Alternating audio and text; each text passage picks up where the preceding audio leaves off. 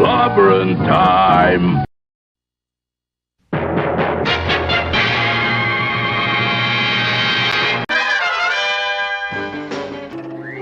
Atomic batteries to power. Turbines to speed. Roger, ready to move out.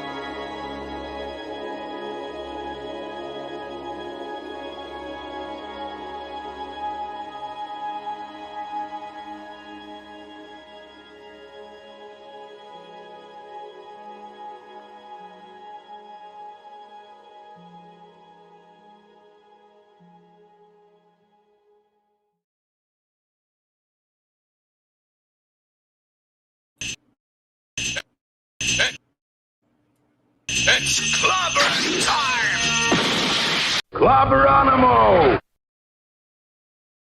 Yeah. Clobberonimo indeed. Welcome everybody to Clobberin' Times, issue number 567 on YouTube. 1,267 overall. And it's Clobby's Clubhouse number 80 with the wonderful, wait for it, Commander R.M. Briggs. And of course, he'll be joining us later. Our chief engineer will join us later. The great Mark D with a C. We will be here eventually, folks. So, Clobberonimo! I love when you say that. What's up, number one? How you doing? How you feeling? I'm okay. I have a bit of a migraine because it's super hot here today, and so I have the window open. So I'm sorry about the noise right. in the background. I don't hear And it. I'm sorry, but I'm going to be a little bit subdued today due to the migraine from HE double hockey sticks. Oh, How are my you? goodness. I'm all right. Just got back from the movie. Well, actually, just got done hanging on. I was on with the great Tom at Midnight's Edge reviewing the new film, Guardians of the Galaxy, Guardians of the Galaxy Volume 3. And so yeah, that's been a busy day. Been out doing that, and hey, I'm here now to to hang out with my favorite people in the world. You and you are the favorite, of course, by far. You and, Boss, I love you. and our great buddy, our first our chief engineer when he shows up as well, and this amazing chat that we have. What a bunch of great friends we have. So good to see you all here tonight. Let's see here. What do we got going on?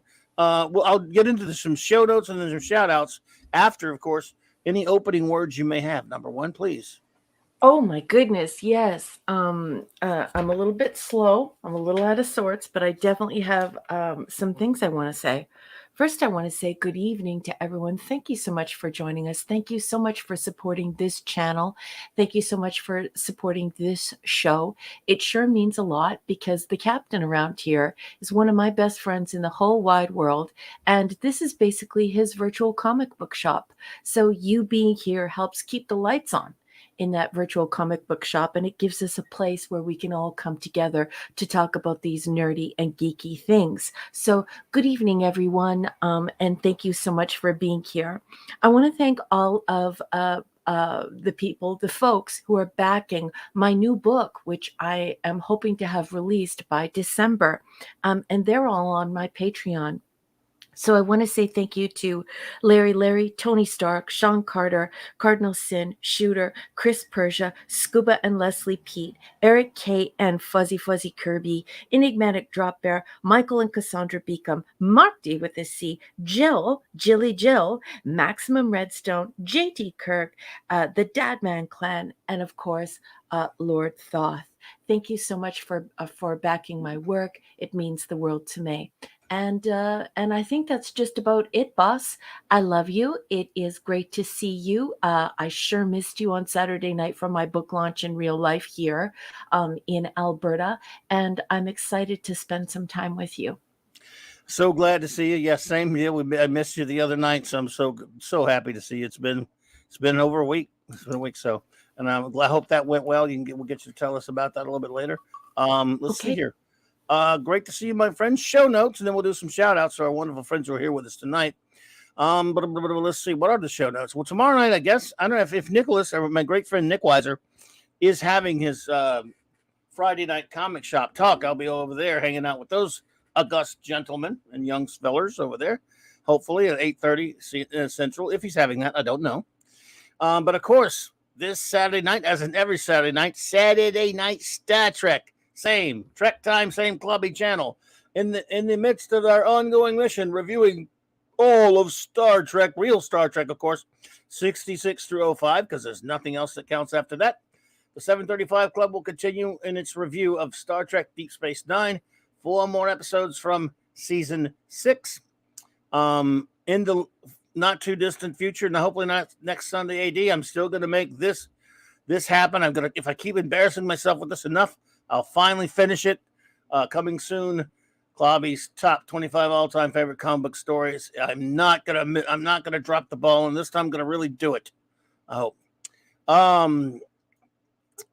Monday nights down. In addition to, of course, the 9 p.m. show, Monday Night Mark C Comics Talk, I will be over on my great friend J-Man's channel. We'll do every 3 Mondays out of the month. We're going to be reviewing every single appearance of the Legion of Superheroes, chronological order, 58 through 89, 1958 through 89. So it's going to take a while. This week's comics, Action Comics number 276, Superman number 147. And then a week from there, we'll be back here on my channel for a special double feature of my Monday Night Mark C Comics Talk, visiting Earth B again with the great J-Man. He is my partner in crime on Earth B, and a wacky world of Bob Haney presentation.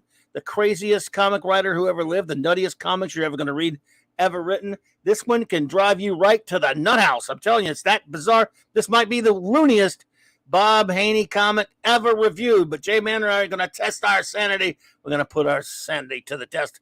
Not that I have much anyway. And we're going to see if we survive it. Great fun times on Earth B with the great J-Man. Now let's say some shout outs. My good friends. We shout out our wrenches first, because they've been so special to us and they help us so much. The great Eric K, the Bronze Wrencher. Good evening, honey. Thank you for all the pictures of Kirby. I love Kirby. I don't know if anyone's here, by the way, to let you know, folks. I'm just shouting out the wrenches, whether they're here or not, because I can't see the chat right now. Chris Persia, Vindicator Wrench of the North. The great D-Bud Martin. Thank you for promoting the show and the wonderful show poster, and for promoting us on social media. Really appreciate it, sweetheart. D-Bud Martin, the Wrench of Iron. D-Bud! Had a great time reviewing an Iron Man comic with you last week, buddy. Hope to do it again soon. The God of Wrenching. Lord Thoth. Shout out to Lord Thoth and the lovely Lady Thoth. Avon lives, and long live the Legion, my friend. And Sir Lanza Thoth. Okay. Okay. My partner in crime on Earth B, and fellow review legionnaire and wrench without fear, the great J-Man. Good to see you there, buddy. This man also writes books. Support his work. He sells his books on Amazon, and he's a sweetheart of a human being. So make sure you support J-Man. Master of the Cluboni, comic artist supreme and painter of the cover of Science Fiction Tales, Y.R.M. Briggs, Hungry Boy. Evening, Hungry Boy. Kal-El, the Super Wrench Supreme. The real soup. Maddie's daddy, Thor from Vegas. Wielder of Wrench Mjolnir. And Maddie's daddy. That crazy old rascal Phantom Outsidey. Fanty. Fanty. And now let's see who's in the chat, because we like to shout you all out because we're so happy that you're here. You make our days. So let's see. Brian Hepburn. Hey, Brian. Evening, Brian. Good to see you there, buddy. Michael Beacom. Hello, hello, hello. Good evening, Michael Beacom and Cassandra Beacom. Wonderful couple. Donnie Pearson. Good to see you there, Donnie Pearson. Good evening. Absolutely. Always good to see you, buddy. Let's see here. JT Kirk. JT Cook. Let's see here. Captain Robert. Hey, Captain Robert April. It's an honor to see you, my friend. Good Hope evening, you're doing fine well. sir. Good to see you. Good to see you. Mighty Orbots. Hey, buddy. Good evening. Zacharot's here. Hey, Zacharot. Zacharot. Bush Pan Down. Hello there, my friend. Good evening. The Dork Knight. What's up, Dork Knight? Good to see you again, buddy. Hope you're doing well. Good evening. Nice to meet you. Simply Steve, 68, is here. Simply Steve. Nice to see you. Ezra Goldstein. Shalom, my friend. Shalom. Loki, the great Stone Loki himself. Loki's Barney of Mischief. Hey, buddy, what's up? What's up? What's Stone up with your bad Loki. self? The great Stone Loki. Good to see you, brother. Good evening, fine sir. Let's see. Make sure we got everybody. Don't want to miss anybody. Sorry about this. Where? Oh, Mark the Infinitely Tired. What's up, bud? Good to see you, buddy. Good evening. Let's see here. Hang on. Sorry about him. Oh, John Ray Rupus. Good to see you, John. Reggie? Abigor. Hello there. Hello there. Yes, indeed-ishness. And I think that's everyone so far. And of course, we shout out everyone accordingly when they pop in. So, and Mark D, like I said, Mark D with a C will be here when he can make it. What did I do? I don't know, boss. Oh, there we go. Yikes! Did I hit the wrong? Oh, that's because I think because I that was messed up. There we go. We're back. I'm sorry, I had you missing there. I was like, I thought you ran out. I'm here. I wouldn't leave your side, I promise. So everyone, we usually have certain things to review. We're going to wait for Mark D to review, though, so we can just kind of mess around until he gets here. Because did he watch the episodes of Tales of Tomorrow or what? I'm actually not sure. Okay, because he said he would be here. So if you wanted to, we want to hold off and wait for him for that, or what? Well, maybe we should. Maybe you should tell us a little bit about the film you watched and whether or not you liked it. Yeah, well, I don't want to go too far into it because it's just out in the theater. Not everyone has seen it yet. So I will do no spoilering for those of you who are into that sort of thing, who don't like being spoilered. Because a lot of people don't like being spoilered. But I went to see Guardians of the Galaxy Volume 3. And I'm shocked to tell you, shocked, I say. Shocked, I tell you, shocked. That I really, really enjoyed it. What? I enjoyed a Marvel movie. Well, wow. It's an MCU movie. It's not an MCU movie. Who'd have thunk it? You mean they just told you a story? They didn't admonish you for anything?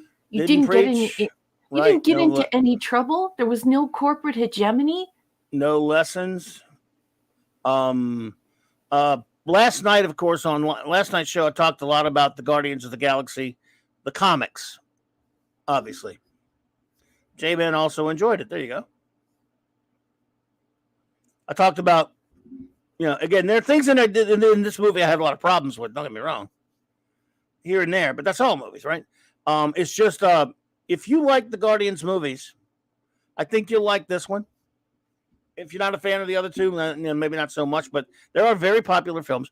James Gunn, for all my problems with him as a person, and, is really talented and can make really good films sometimes. I don't know if this is really me or not. How should I know? How should I know if I'm me or not? I got enough trouble being me Chris as it is. Persia would also like to know if you were being held hostage and if this is a cry for help. Nope. No, sir. I really enjoyed it. Again, both Tom and I really enjoyed it. We both just reviewed it. I was been replaced.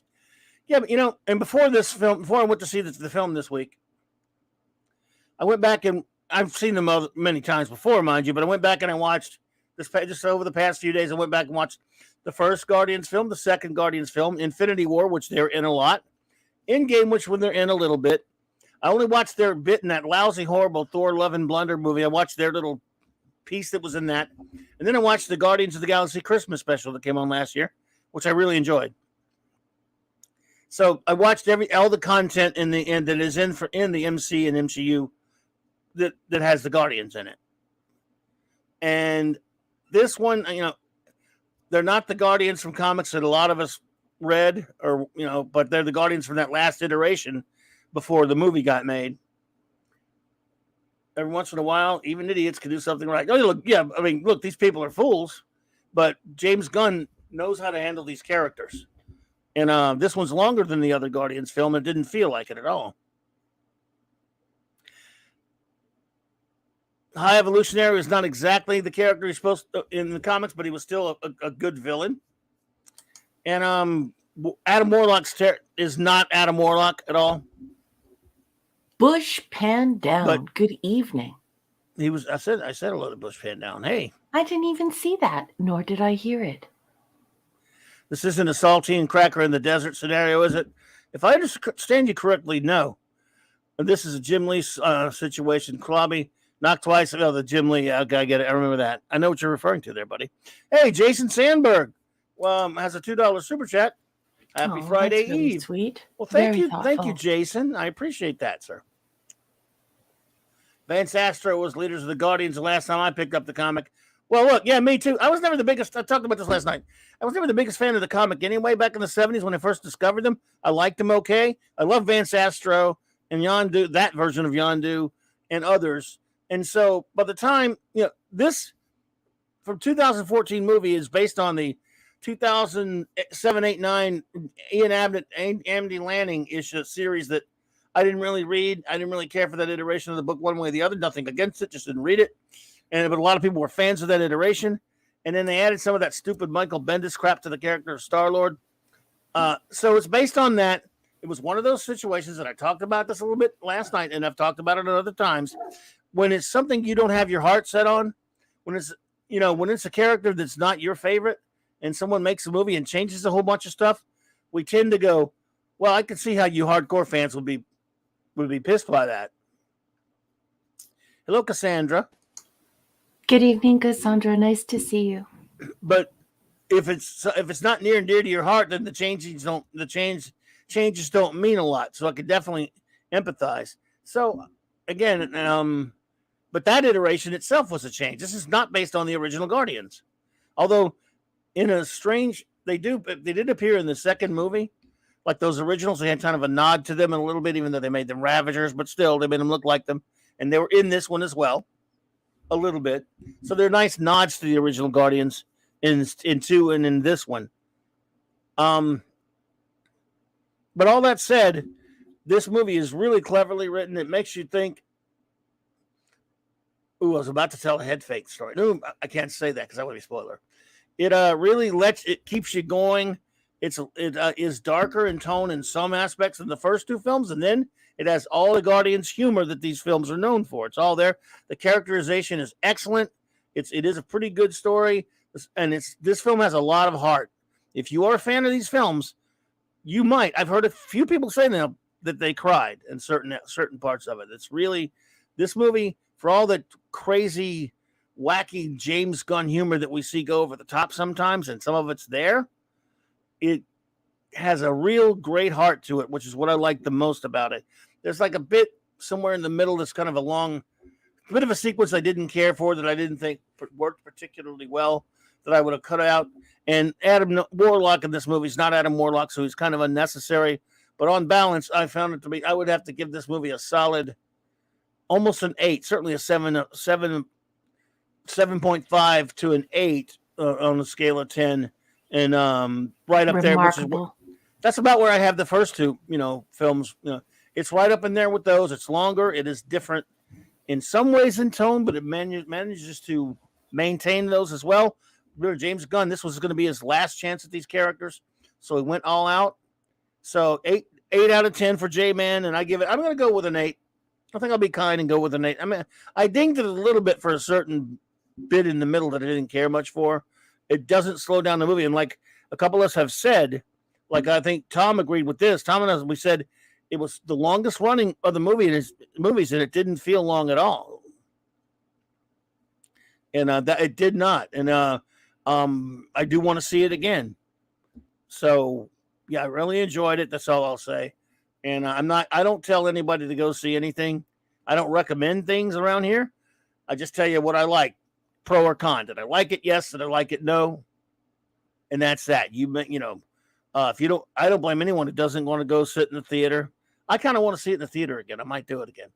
But if you want to wait for the streaming, would not blame you at all. But if you're a big fan of the first two movies, I think I can just tell you that I think there's a decent shot that you'll enjoy this one. That's all I can really say. I think that's the fairest way I can be about it. If that works for you. But we'll see. Who knows? You might hate it. But if you hate it, you don't have me to blame for you. I'm just telling you what I like. And I kind of like to see it again. And not just for the popcorn? No, the popcorn was good, though. But I was out because there were 30,000 minutes of trailers. My popcorn was almost gone by the time. That's not good. By the time the trailers ended. Hey, Princess Fiona's here. Hello there. Good evening. Her Royal Highness is here. 6 out of 10. I have no urge to see it again. Very meandering and meh. Not terrible, not really good. Fair enough. I'm a little bit above a little higher rating than you, but I appreciate that. I love seeing everyone's ratings.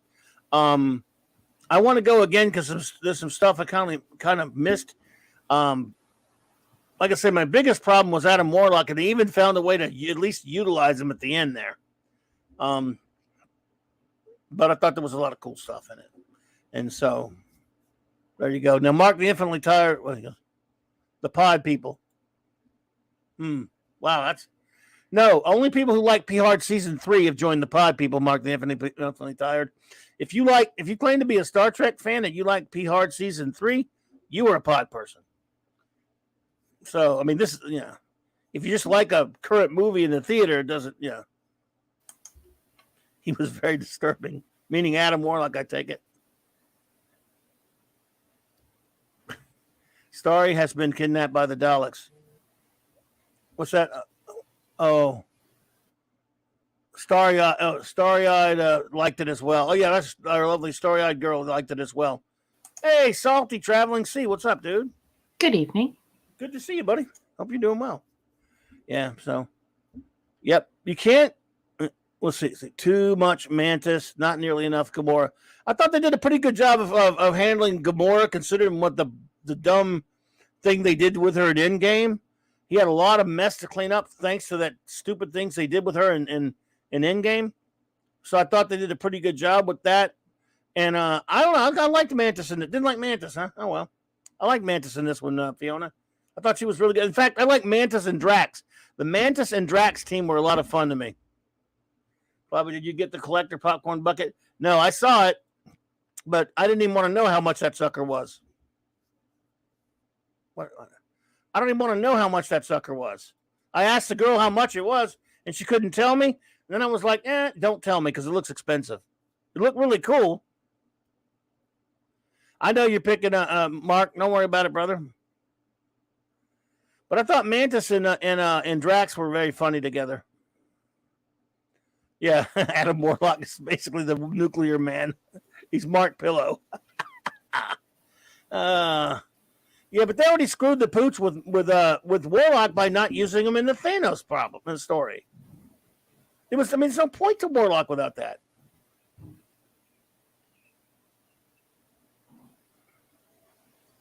Captain Robert April says, my latest video goes into Star Trek timelines and how P-Hard Season 3 can fit in without having to give the first two time of the day.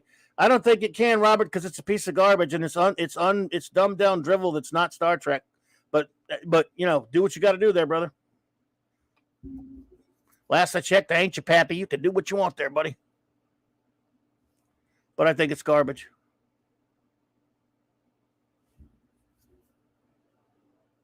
Yeah, I see what you're saying, Princess Fiona. Says, I like her, but not too much. Got enough of the pair in the they were big in the Christmas special, yeah.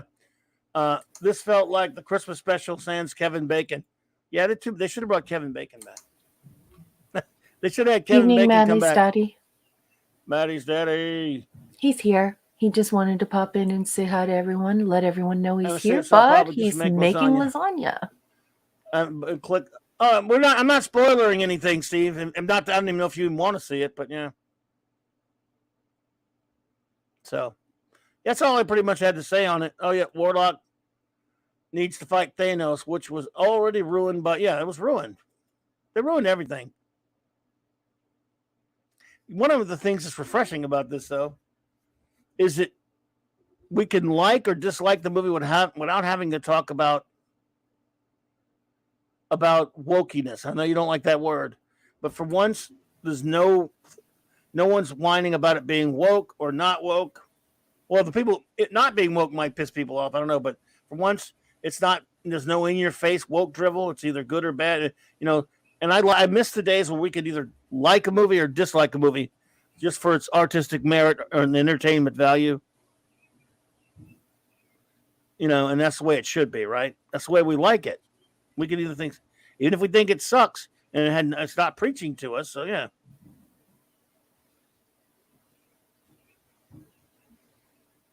So. Yeah, the only reason why I don't like using the word woke is because it has somewhat taken on idiosyncratic definitions. The last time I sort of looked at the way it was being used in popular culture, it has approximately, if memory serves, 4 or 5 distinct meanings. And so sometimes when you use that word, people assume that you mean one thing when you mean something else. And so I try to get away from that sort of thing because I don't want people to think that I mean something that I don't mean. The only meaning I know of when anyone uses it ever, like I said, you may have 20 I don't know of, but the only one when I think of it is that it was either in your face, preachy, agenda driven. Everything about it is admonishment, like you talked about the hedge of and admonishing people. And far left agenda stuff. That's when anything else, I don't know anyone else's definition. When I hear wokeism now, as far as movies, that's what I think of. So when I say something is woke or isn't, that's where I'm coming from. So, and I'm only using it because it's the word that people are using out there. So yeah, I'm willing to go with anything. Yeah. So yeah. In this case, go ahead. No, it's just the way that you use the word. That's basically my understanding of it as well, and I see that is why a lot of people are pretty upset with it. Is they don't want to have a corporation use its dominance, its leadership, in the same way as the Catholic Church has used it, or the way that government has used it in the past to sort of shape your thoughts and to shape your political thoughts specifically.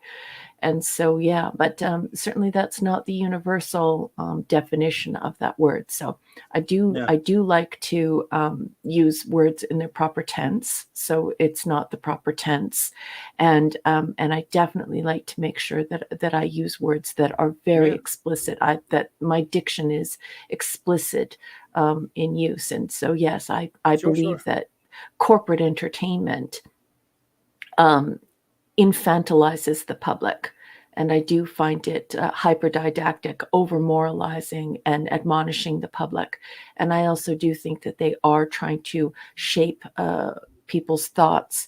And of course, in academia, we would call that hegemony, which is this leadership or dominance in thought. So you use social clout and you use different means of arts and education and arts and entertainment to shape the public's thoughts toward your specific political or social agenda. So I prefer that. I know it's not quite as catchy, and I know it's not quite as simple to get out there, but I think the more articulate folks can be about why they take exception to that type of behavior, and certainly that type of corporate product instead of storytelling is vital in getting people to stop, or corporations to stop using it. I hear you there. Princess Fiona says, I can't emphasize enough, though, how refreshing it was to not feel like the film held me in disdain. So maybe 7. Hey, stick to your guns on your rating, but I understand what you mean. You're just watching, and there's the thing, Fiona, that's exactly right. It's a movie. It throws itself out there and handles its characters no differently than it did in the first 2 films. You're either into it or you're not. And it is refreshing just to talk about a movie on its entertainment value or lack of same. I mean, you could hate it. Like if I hated it and thought it was a 0, and yet it's a shame, but I might go, yeah, but at least it wasn't preaching to me. It's a shame that we're there right now, but we are. So You're going to hear that in almost every review.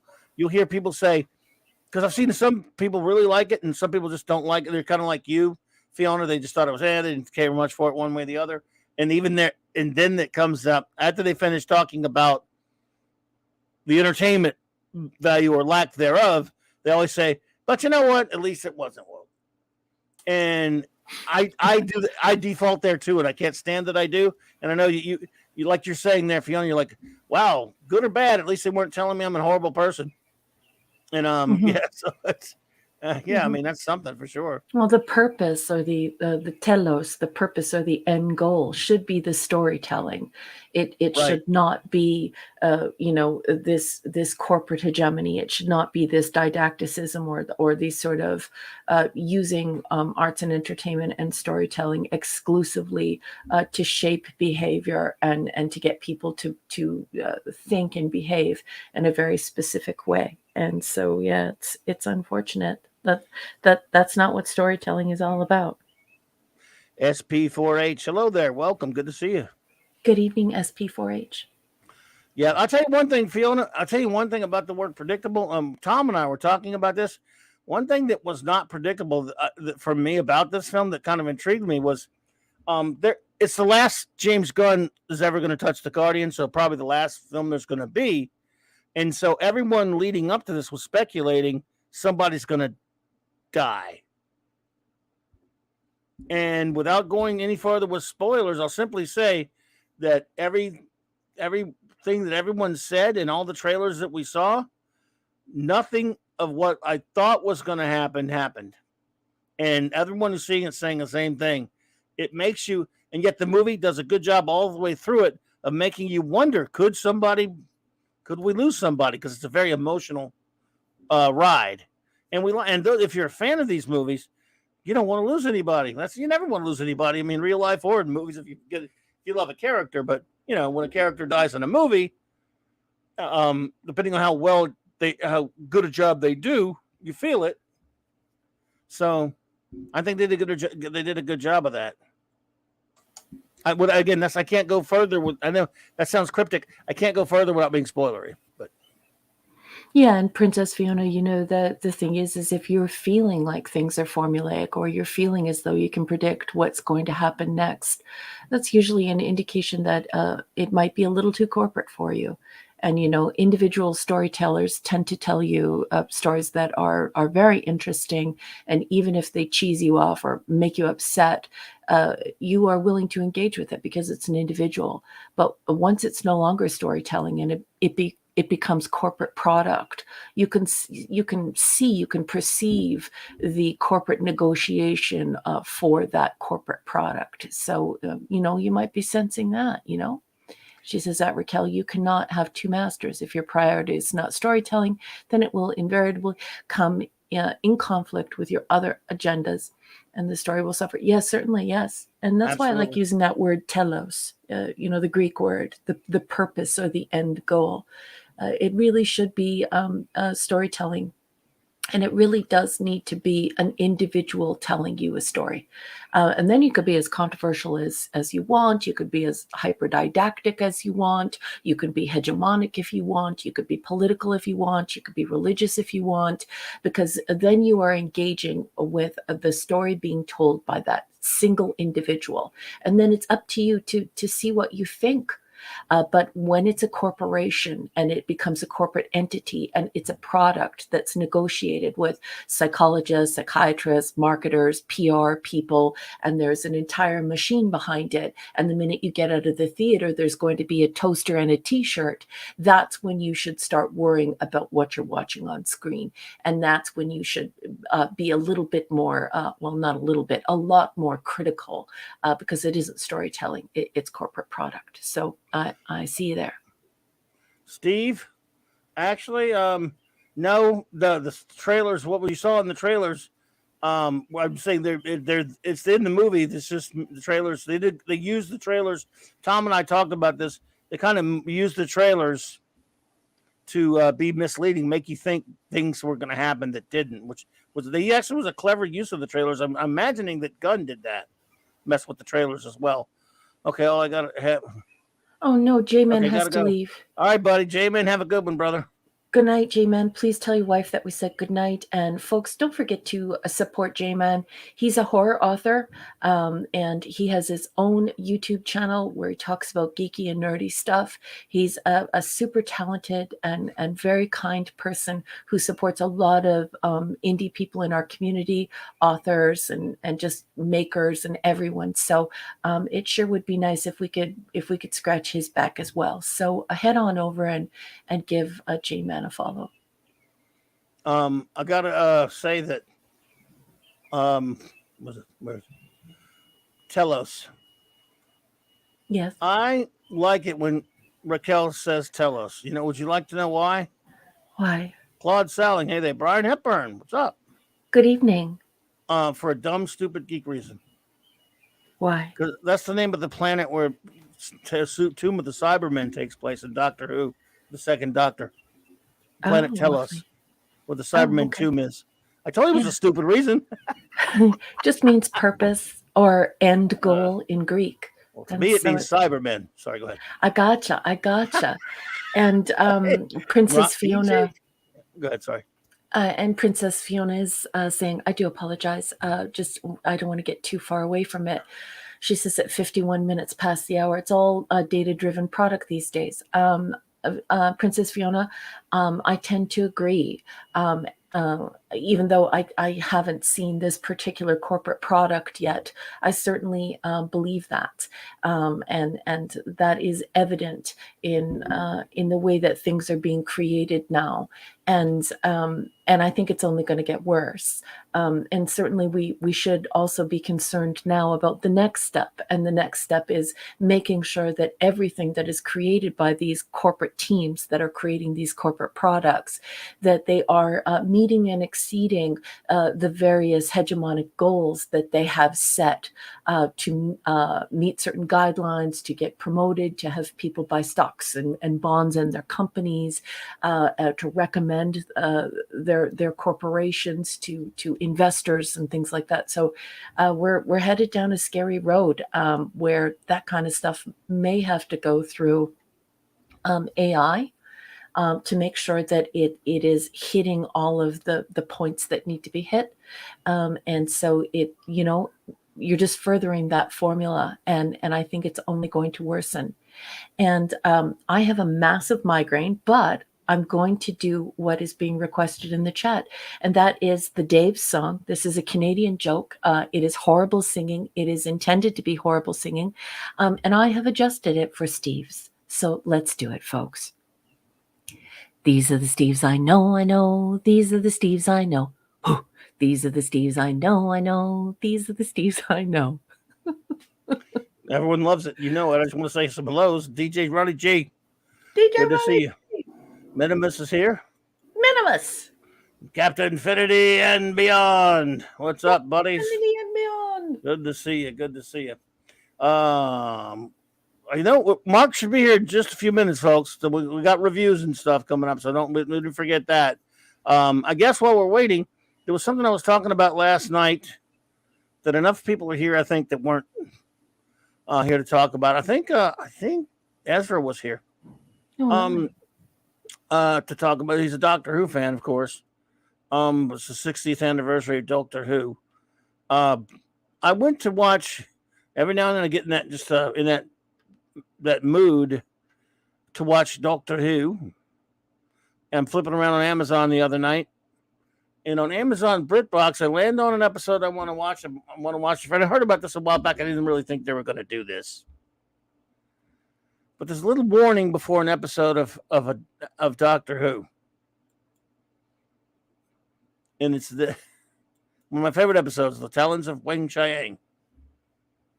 Doctor Who is a classic program which reflects the broadcast standards, language, and attitudes which time some viewers may find this content offensive. Oh my God, no. Please don't be mean to us.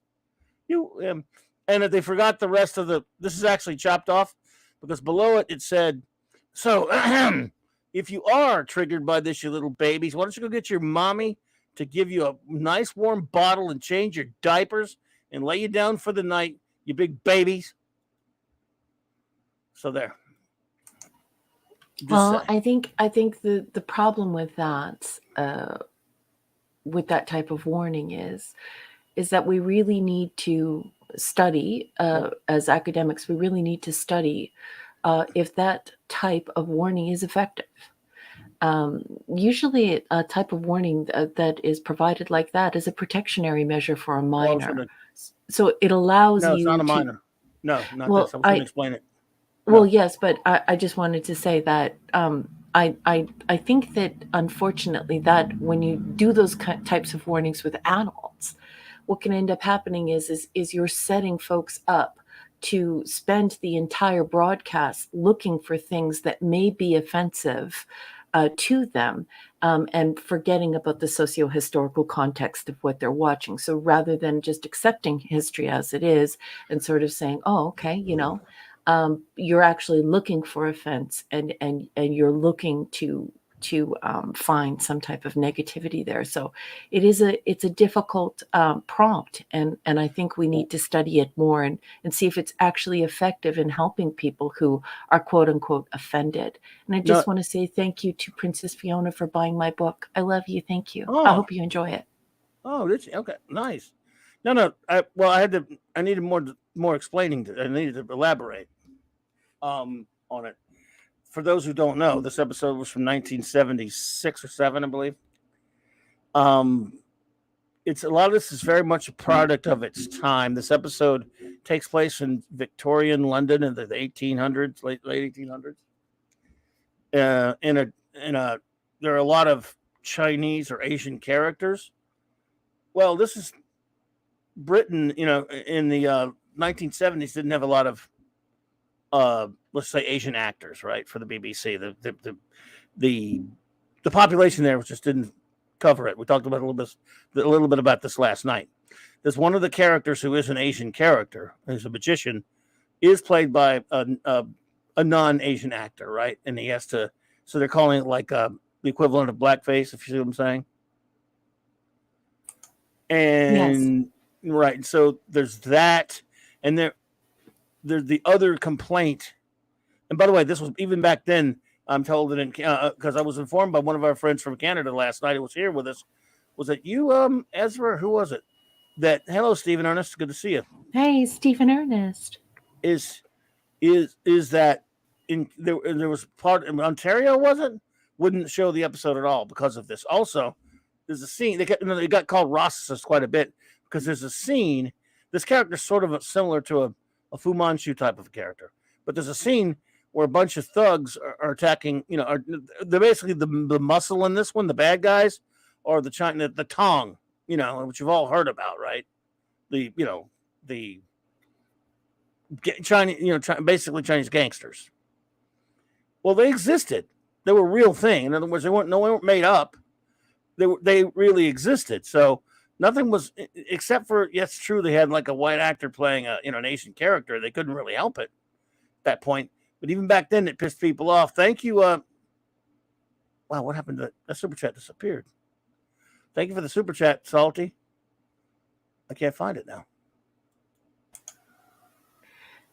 What happened to it? You said you couldn't find it. I just started and put it in your start tab. Thank you for the super sticker. There you go. Oh, okay. Wow, it disappeared on me for a minute.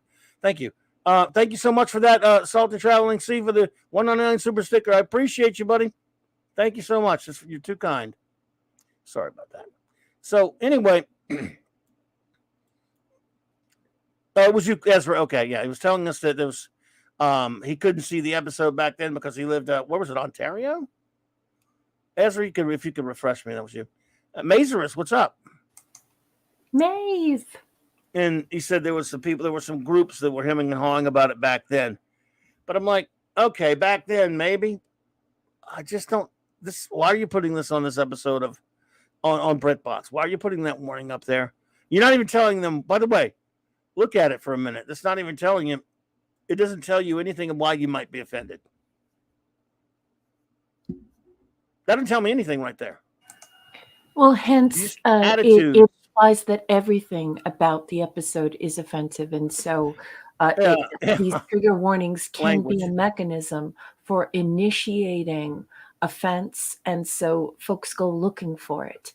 And that's unfortunate, but the reaction to trigger warnings aren't universal. They're just not. Well, and I'm saying it tells me nothing other than people say bad things sometimes. That's what this is telling me right here. People say mean things. But by the way, as if they only say them in earlier times. Like they don't say bad things now, of course. It's like, you might be offended by everything. It's just, and it's not they don't do it for every episode. It's just ones that take place in that particular time period. It's just, oh boy. Anyway, it's Amazon, dude. Who sat down to watch that episode, right? Oh, let's watch a Doctor Who episode. Oh no, we might be offended. Oh, thank you for warning me, BritBox. And once again, it's very important for folks to remember that this type of trigger warning used to be used for children. So it was a protective measure. So if you saw, viewer discretion is advised and you saw a certain rating, it would be you as a parent engaging in adult subject matter that may affect your child. Sure, I get that. So it's not... I'm not sure what I think about, and I'm not sure how I feel about the efficacy of warning adults that they're about to watch something that they may not like. I would like to see more research done on it to see if it doesn't just prompt expectation. And, as an academic, I find it problematic. I don't think the reaction to warning adults that they're going to be offended is universal, and I'm not quite sure about the efficacy of it. I think it might actually worsen the situation. I think it may just be better that as long as no laws are being broken, that you just allow the person to be offended and you follow the violence and a content rating. And if it's 18 plus, it should be just 18 plus. And yeah, exactly, Captain Robert April. This is exactly what I'm talking about. And I'm wording it the way that I'm wording it on purpose, is because once again, it's this infantilizing of the public. The corporation knows best. The corporations are here to protect you. That's a problematic relationship. Not good. Good to see you, Keely Chow. And yes, evening, Fiona. Keely Chow. Agreed. Fiona said that warning should be bookend every single scene of the filth. Yeah. Yeah. I mean, yes. Oh dear, that's offensive. All right. Yeah. Do you need to tell folks that they might be offended by Benny Hill? Right. You might be offended. I can't don't know. wait to be offended. How about Monty Python? Oh my God. Do you say to people, look, this carries a very strong risk that you may be offended, and so it becomes a matter of what constitutes offense.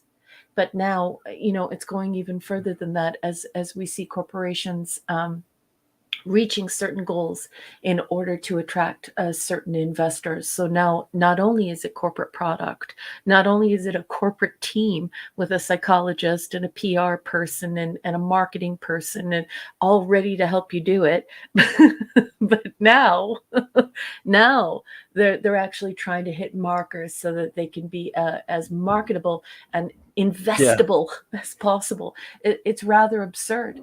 It's rather absurd. It is.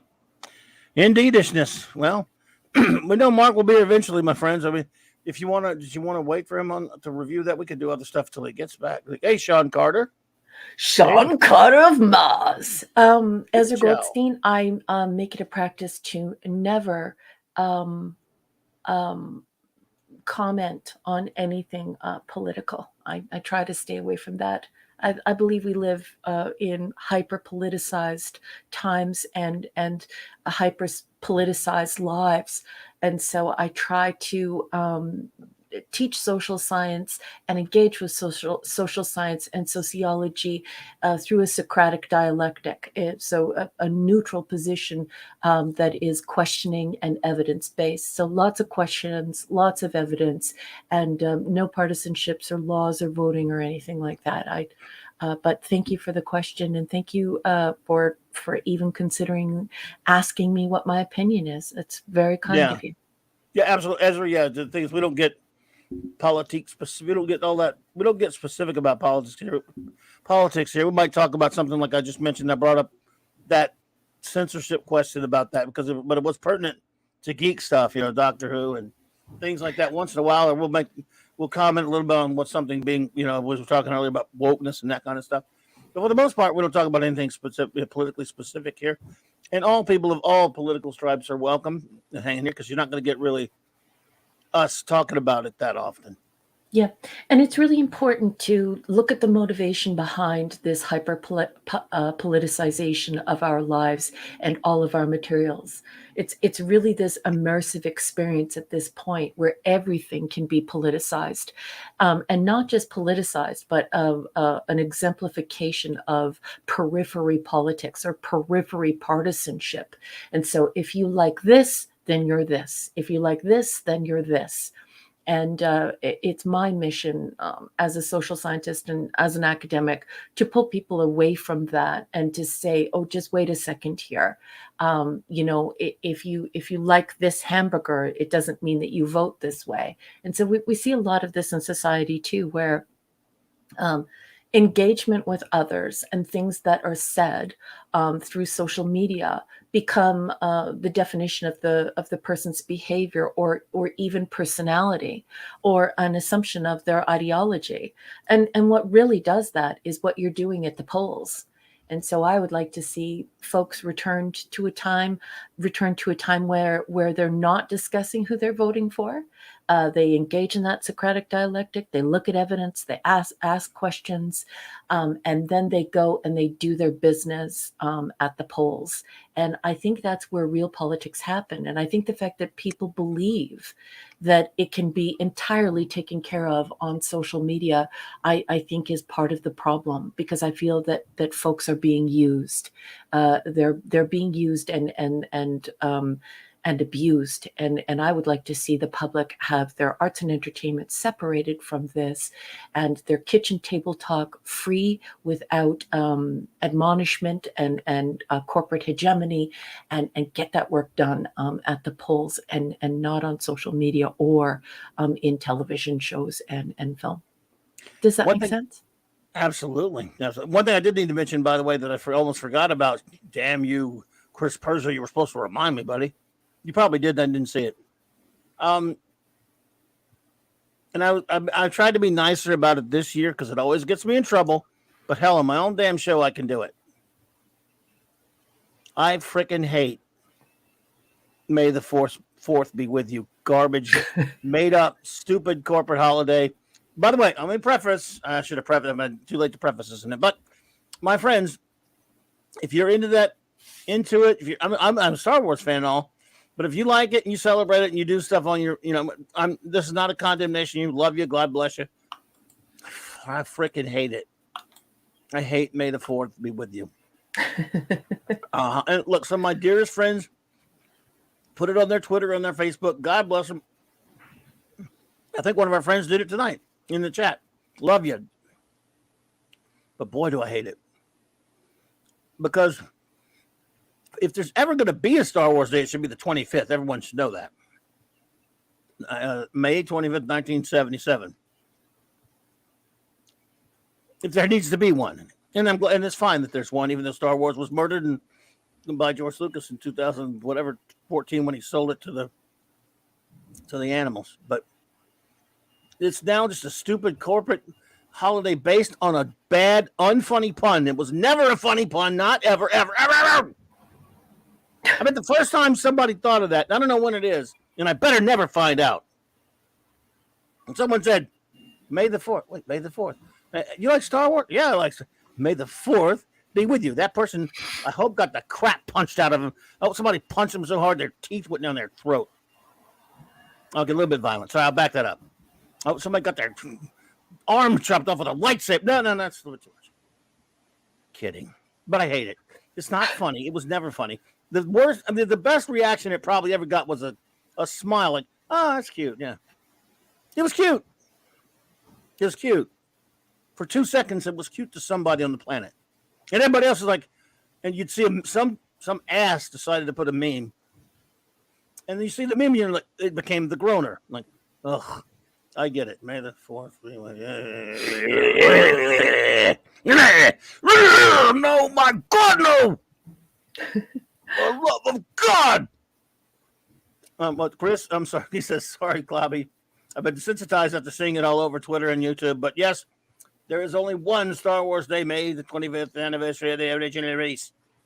Yeah. I'm not, and seriously though, take this with me, take it with a grain of salt. In other words, don't feel hurt or mad at me for like I'm being mean to you because you celebrated it today, because you love Star Wars legitimately, and you listen to the corporation let it make this stupid day Star Wars Day. It's infuriating to me because you have a perfect day for it on the 25th, and it doesn't have to be named after a dumb pun.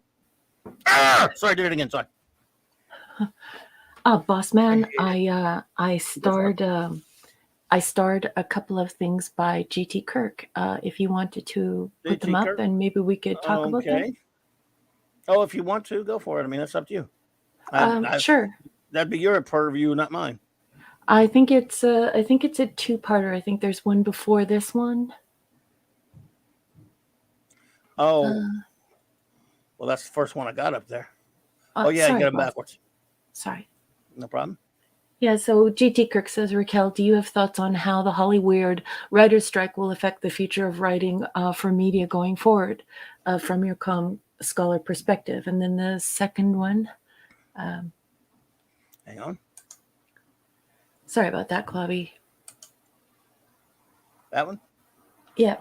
I'm wondering if natural language, this is JT Kirk again, I'm wondering if natural language algorithms called AI being used to make better memberberry type content going forward. I honestly kind of get that trek. I'd honestly get that kind of trek over the filth. Okay, so here's the deal. Forced obsolescence is coming. Oh, wait, sorry, Fiona. I didn't mean to yell too loud. Good. And so, it's forced obsolescence is coming.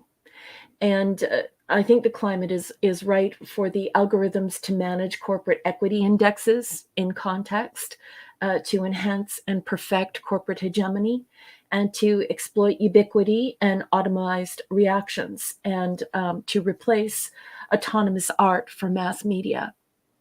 And I say this as a student of Theodore Adorno. I absolutely believe that it will be fully corporatized in the future. And that is because these corporations are trying to manage these equity indexes, and they are trying to perfect and enhance their corporate hegemony. They want it to be subtle. like the final season of the Orville. People were like, "Oh, it's just magnificent," and it was extremely didactic, hyper didactic, and hegemonic. And I felt it was sad that it was so slick that folks didn't realize it. And then, of course, getting into what you were saying about, but I'll unpack it more academically. It's this exploitation of ubiquity and automized reactions.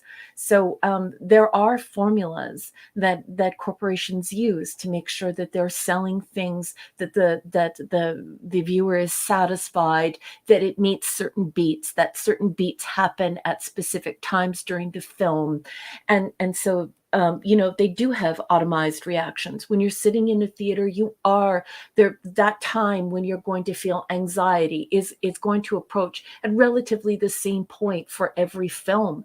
They're going to try and hit those beats because they want to meet your expectations, right? And so with AI learning complex syntax, and I mean very complex syntax, the actual formation of language and predictive language, we're in deep danger of all autonomous art. And what I mean by that is like, your own governed art, the art made by a single human being, will be completely controlled by mass media, because there will just be too much at stake. So, you have these writers, and they're living and dying by these formulas that they've come up with for television, and for, like cliffhanger right at this time, and this should happen right before the commercial break. And then that's also happening in film. But now more than ever, these corporations need to make sure that they're meeting the equity indexes. They need those investors. They need to be on those lists for investors to get their money to back these projects. And they also want to enforce that corporate hegemony. They want to make sure that you're loyal to them, that they convince you politically and sociologically that this is a good corporation, that it's almost like a religious experience in many ways. Although I do not want to discuss it here on this show, I do see the printing press and literacy in years gone by in our history. There was a time when, scribes and Pharisees were the only people who were allowed to, print books, and the only people who were, fully literate. I do see that happening again as we move forward with these corporations controlling arts and entertainment, not only our books, but also our films and our television. Forced obsolescence is coming as the corporations try to mold and shape customer ideology, and also meet the demands of the corporations, and to have investors and to make tons of money, and also have that retention. So we're going to see an exploitation of ubiquity in content, automized reactions to make sure everybody likes it at just the right time, and we're definitely going to see the individual storytelling go away, and we're going to have more and more of this constructed corporate mass media. And I hope that answers your question. Well, there you go. The was it Fiona says, did anyone hear the news about the Babylon 5 animated feature coming? I did, and I think I'm actually excited about it from what I've seen there, Fiona. Let's see. All we can tell you for sure, we don't know everything about it, but it is done. J. Michael Straczynski said it is classic Babylon 5, going to take place in the timeline of the old show, and he said it's the most B5. He calls the most B5ish project since the original series about out in 1998. And in other words, it's going to be within months, not years, since it gets announced. They're going to have to come out with the title of it next week. So that's all we know for sure right now. But that gets me excited to see something like that. I love Babylon 5. A remake, it makes me sick. It's a dumb idea. So don't do a remake, dude. Just give us something like this. We can do, because so many of the characters, even though sadly so many of the cast of the actors are gone, at least we can get an adventure with these characters. And I love animation, so I'm very excited about that, my Fiona. Sean Carter gives us super chat. Hearing May the 4th be with you is as cringe to me as hearing see you next year on December 31st. Nails on a chalkboard. Thank you, Sean. Yeah, that is a bad one. Yeah. Hello, little Scotty. Good to see you. Hello.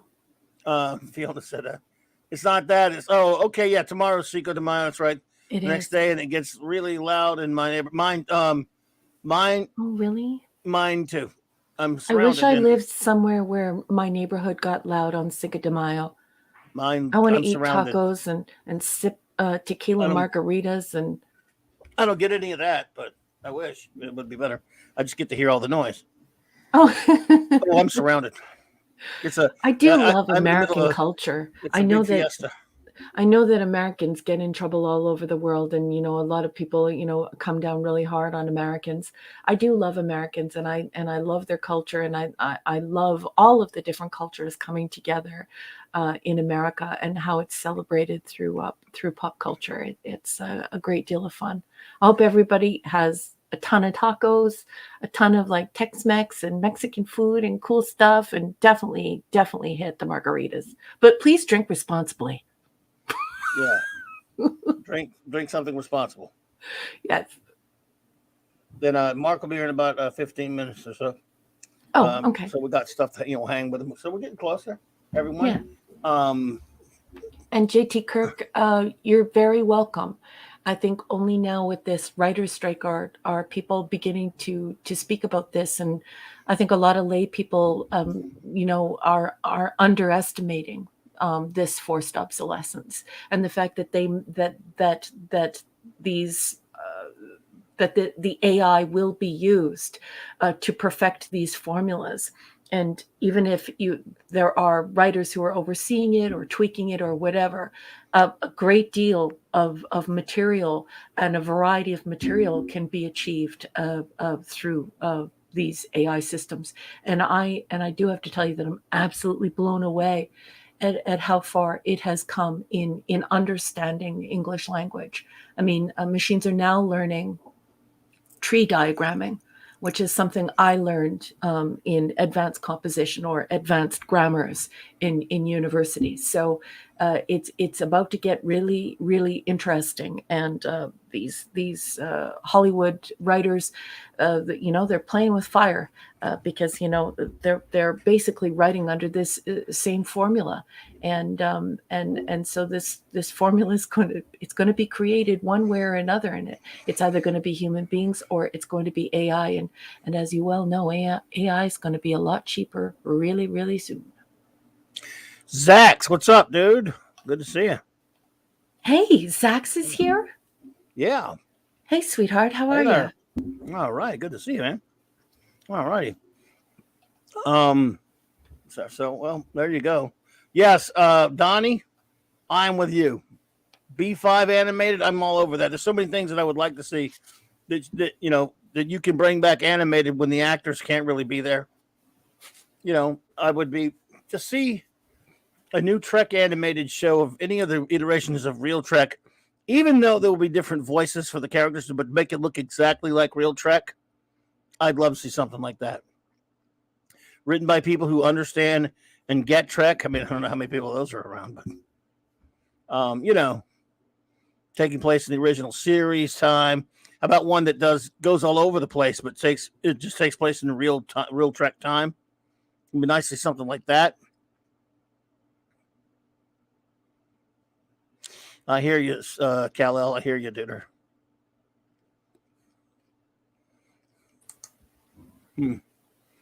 But we'll never get it. But I'd take it.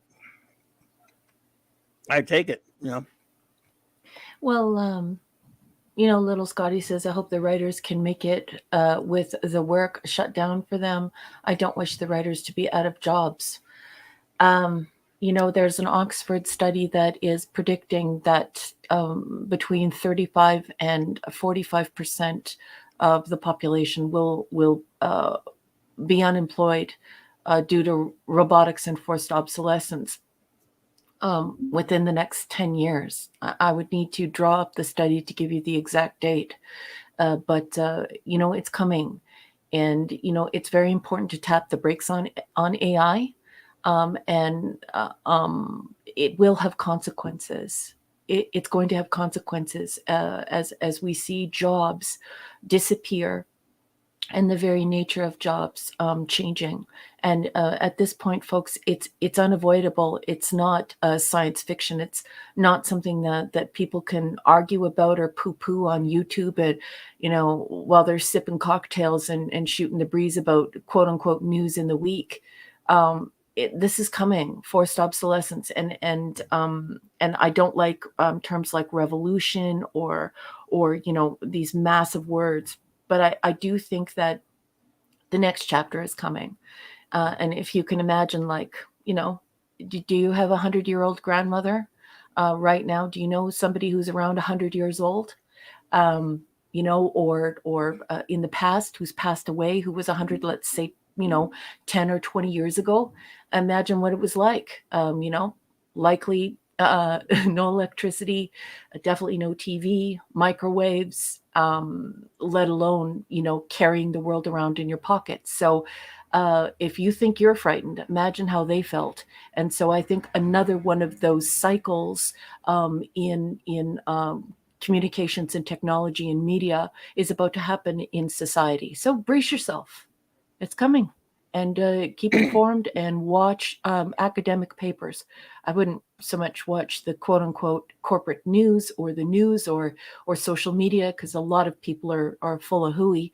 But definitely dig into those Oxford studies, dig into those peer-reviewed academic predictions, and entertain the evidence.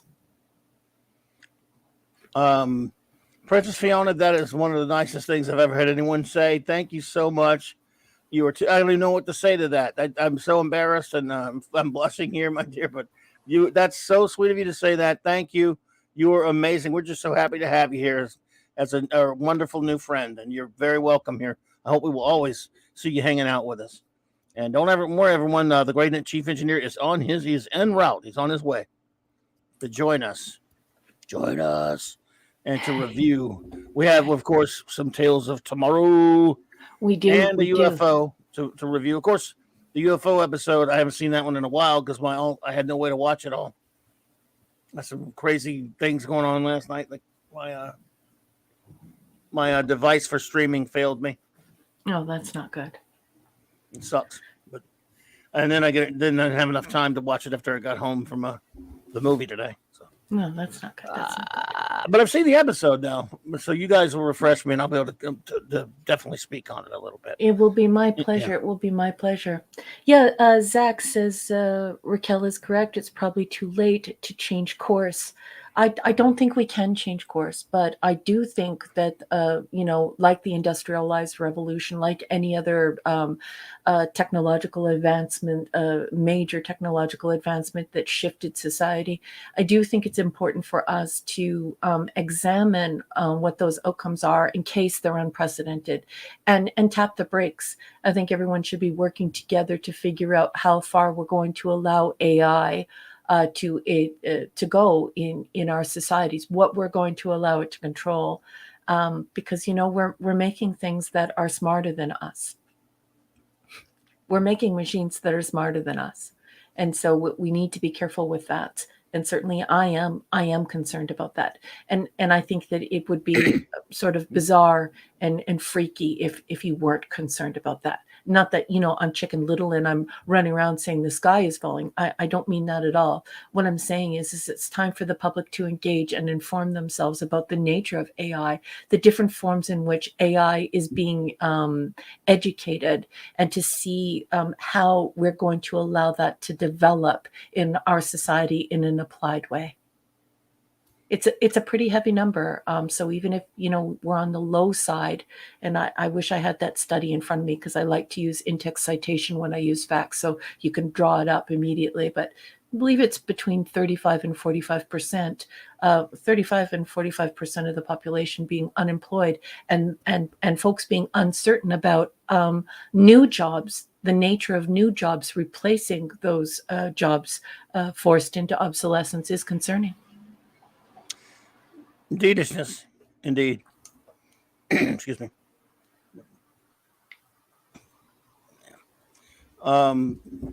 What's that? Oh, it's in the chat. Well, what's that? I'm sorry, I was just reading what some of our friends were saying there in the chat. We're good. Well, Wonderful. so what do we have tonight? We have how many episodes of Tales of Tomorrow? Well, something interesting has happened with this week's episode of Tales of Tomorrow. It's supposed to be a two-parter, but the folks who recorded it and made it a part of history and managed to salvage it have made an error. They have recorded the second part twice, and not the first part. Uh-oh.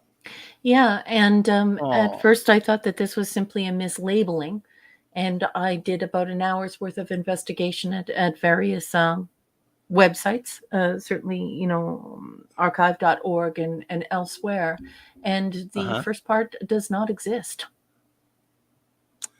Oops. So it is on the list for a quote-unquote reclaimed episode of Tales of Tomorrow that is available. It is not. Just the second part is available. And so I thought that was interesting. And I didn't just simply move on and watch the episode afterward because, we're talking about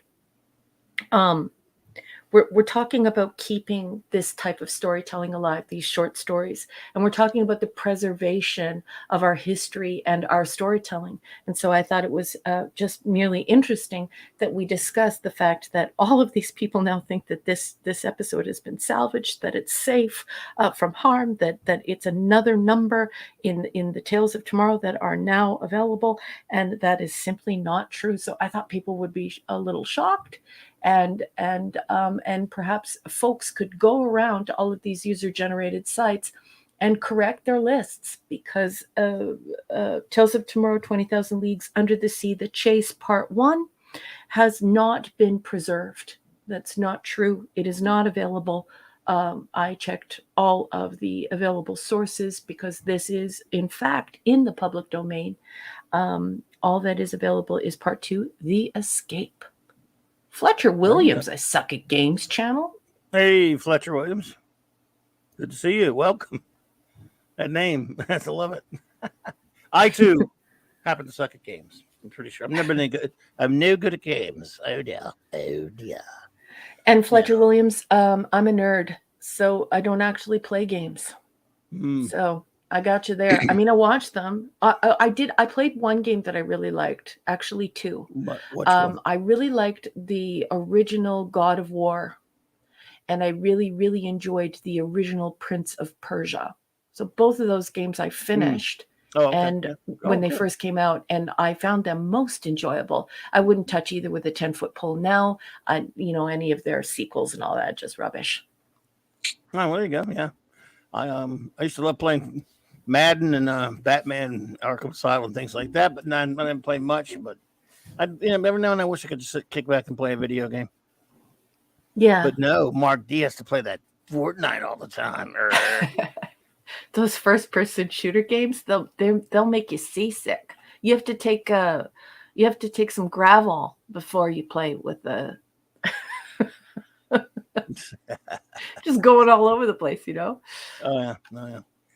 Yes, sir. Yes, sir. 3 bags full. So we have that.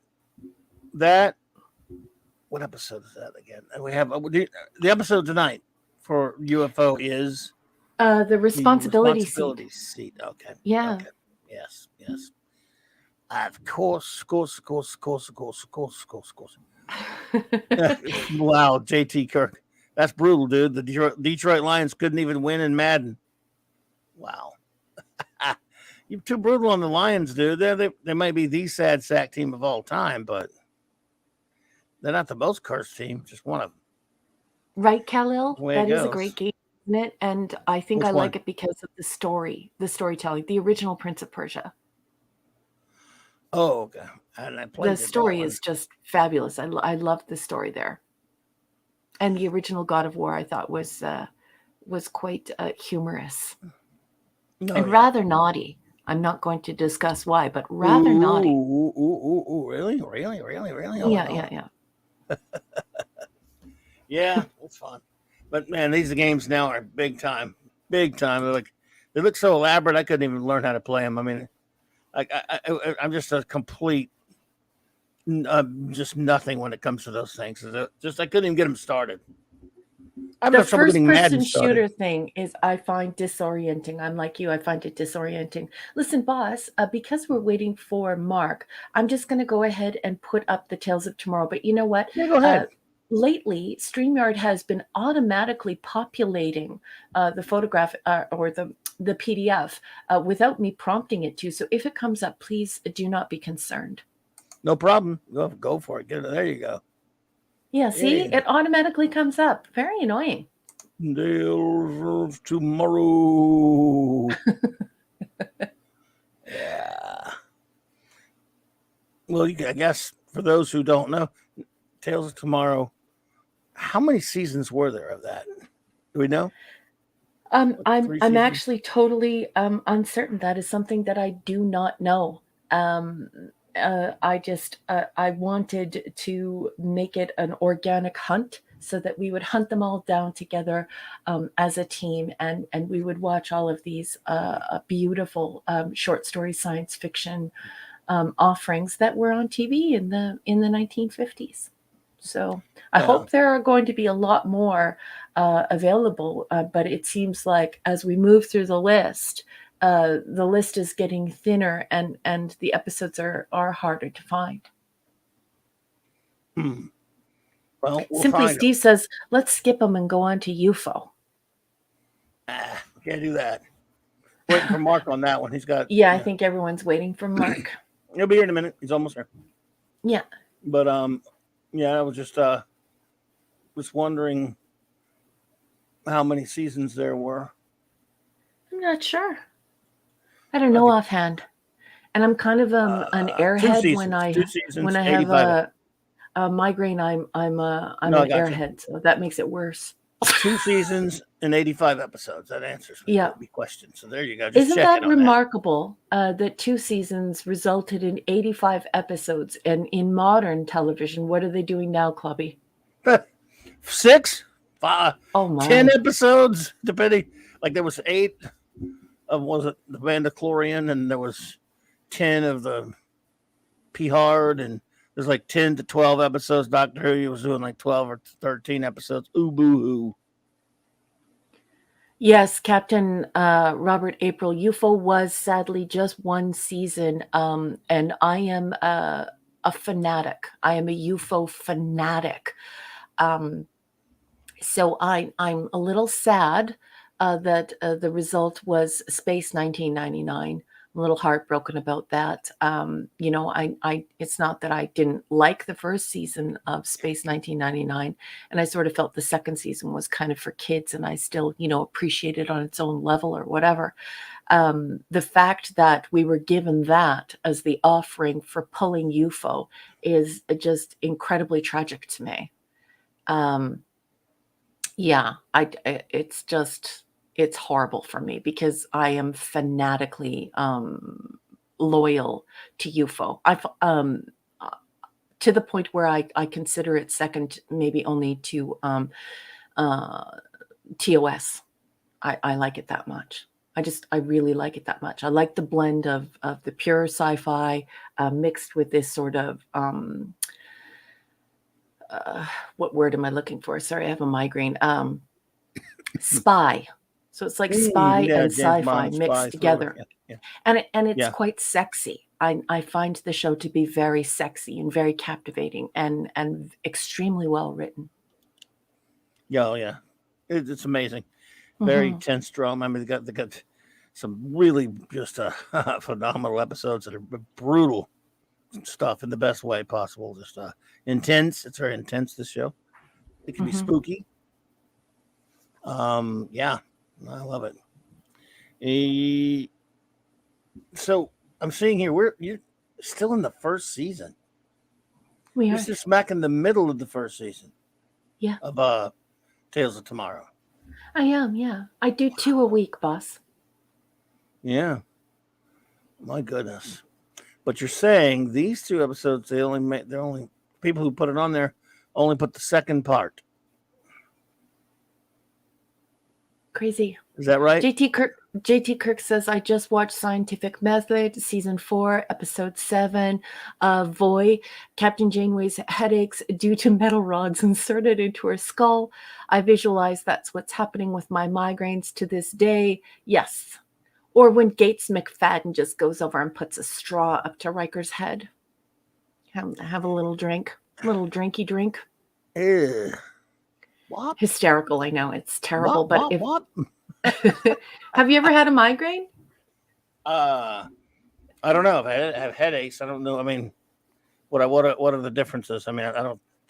Possibly, with migraine, you can have something called aura, and it's when you experience lights in your vision so bright that you actually can't see or read.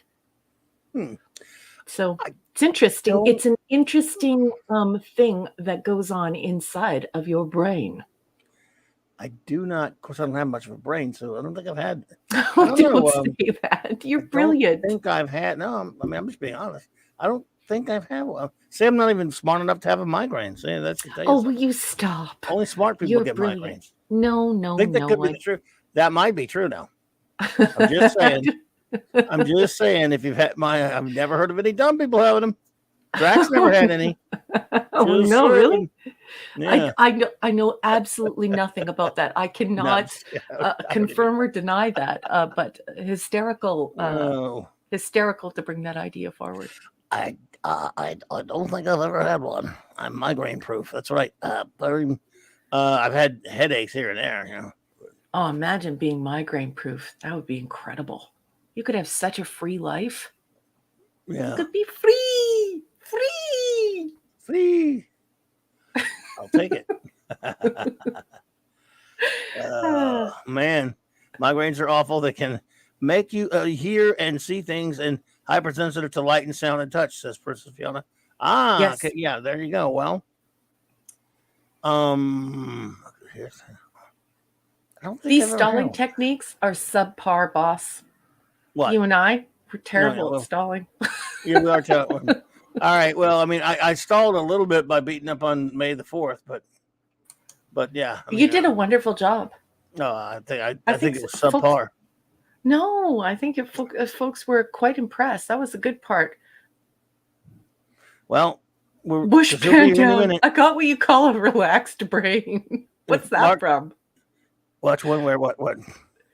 He's got a quote. He says, "I got what you call a relaxed brain." Yeah, Rocky. Oh, I think is that one of the Rocky movies? Bush pan down. Could be get it wrong. See if I got that one wrong. Marcus on the Mile of Infamous Toys. Well, you know what? Look, he would do the same thing for us. So I keep him here. Yeah, I let him. Yes, sir. Sure. Yeah, oh, it is. It was. I can't. I think. Oh, yeah. So I ain't punchy enough. You know, I got what you call like a relaxed brain, but I ain't punchy. You know, I can't remember if that was Rocky 1 or Rocky 2. You know, but I think it was Rocky 2. Was that Rocky 2 or was it Rocky 1? Because see, I have a relaxed brain, so I can't remember which movie it was. You know, the thing. Bush pan down. What a phrase. I like I look when he said, "Hey, I ain't tired. My face is tired, but I ain't tired." Yeah, you know, yeah. So my face is tired. Yeah, my face is tired. You know. When did that movie come out? Which one? Rocky came out like 1976. You know, something like 76. You know. Yeah. And then in 1978, I did a sequel called Rocky 2, which wasn't as good as the first. I didn't get an Oscar for that one or anything, you know, but I thought it was pretty good. And I went in that one. So, hey, 2, when he is dancing in the commercial. Yeah, there you go. I got like a relaxed brain. Doing the commercial, yeah. I remember I was doing the commercial and I couldn't read, you know, and the guy was pissed off at me because I can't read. I think I'll do this show all night like this with this annoying Rocky stupid voice. Really bad Rocky impersonation, you know, because like, hey, why shouldn't we do the show like this sometime, you know? Doesn't, you know, there's Sylvester It's half Stallone, Rocky, half Andrew Dice Clay. I think if Sylvester Stallone said, you know, hey, Clubby, I'd like to do your show sometime. Let you take a night off or something. I would let him do it. You know, I said, hey, man. I may be punchy, but I can talk about geek stuff. I watched the Star Trek and some Star Wars and that kind of stuff like that. I like Captain Kirk. I mean, hey, he gets some all the time. He gets the chicks, and I like that about Captain Kirk. And he can take a punch. Hey, let me tell you something, Adrian. That Captain Kirk could take a punch. That's all I'm saying. Hey. I should probably stop doing this now. I'm sorry, everybody. Hey. Simply Steve has nicknamed you Rocky Clay, and JT Kirk says this is a pretty good Rodney Dangerfield impression. I get no respect. I get no respect. Hey. I'll tell you what, I get no respect. My wife. Imagine the trigger warnings on the Rodney Dangerfield movies. My wife cut me down to 2 times a month. I'm lucky 2 guys, I know she cut out completely. Oh.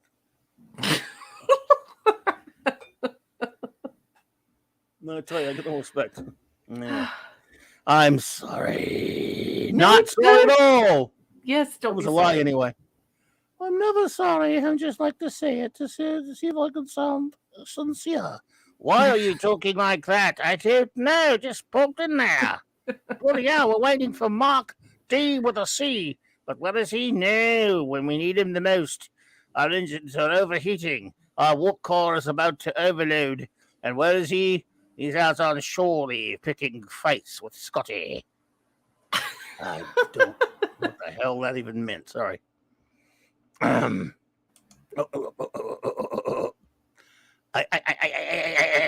don't know where I am. Don't worry, folks. We will have those reviews promptly. We're being faithful to the great Mark D with a C. We don't want to, do anything without him because he's an integral part of the clubhouse. And now all of a sudden I'm Max Headroom. Sorry. Or Crichton the android robot thingy. Mm-hmm. Oh dear. We could be playing the game of Rassilon at this very moment. What? Nothing. Captain Robert Sorry. April. He's doing some milder dice. He needed quotes. the money. I love that one. I can't say it well. I could get away with it here, but yeah, that is a good one, Cap. Dice quotes definitely need a trigger warning. Hey yo. Yeah. Ho! When he says that. I could do some Sam Kinison, but there's nothing I could say that wouldn't get me in trouble. I miss Sam Kinison. God, I loved him. He was the best. That man was a superhero. The man was a god. Hungry Boy says that Mark is actually stalling behind the scenes due to the fact that you are forced to produce fabulous impressions. And so he's doing it for the crowd. Stephen Ransom, sorry. Good evening, Hey, Stephen Ransom. So sorry. Good to see you there, dude. Yeah. Well, we can review. I can review. What kind of review? We can review. You know what? While we're waiting, we can review real Star Trek. No, I was kidding. Like a real an original series episode. Once a month we should review like a original series episode because that was fun when we were reviewing those. Okay, so let's talk about the alternative factor. Why do you want to talk about that? What would be a good one? What? Because it always makes people laugh. Oh, Mark, you're here. You're finally here. He's the alternative factor fan right there. Oh, wait. I didn't grow my mustache out tonight. Hey, everyone. How's it going? He's here, folks. See? Look, we waited for him. Oh, you waited for me. You didn't have to wait for me. Well, we're going to review without you. Oh, I appreciate it. Yep. Besides, I didn't get a chance to watch any of it. They don't have streaming stuff right now. Your Roku computer was down? Up. No, my Roku went nutty on me. I don't know. It's hard to explain. Did you try to talk to him and say, Roku, please play episode? Then you had to use a keyboard, or no? Something was all messed up. It pisses me off to even think about it since I'm probably screwed on it. So listen, it's cool. Bush Pan down. Thank you for the super chat, but I appreciate it. He says, what are your top 3 MCU movies, Clobby? Keep clobbering. My top 3. Well, I do have a ranking, actually. I've ranked all the MCU, the great retro blasting, and myself very recently ranked all of the Marvel movies. What did he say? Was he say Marvel movies or did he say DC? MC movies. MCU. Yeah. So but if you want my top three, they are where to put them. Oh, there we go. Hello, Roku. Guardians 3 was made the list. My number, it does. Well, of course, it makes the list. So they're all on the list, and it made it into my top 10. Number 3 is Avengers. Number 2 is Avengers Infinity War. Number 1 is Captain America: The Winter Soldier. So those are my top 3. Bush Pan Down. Thank you.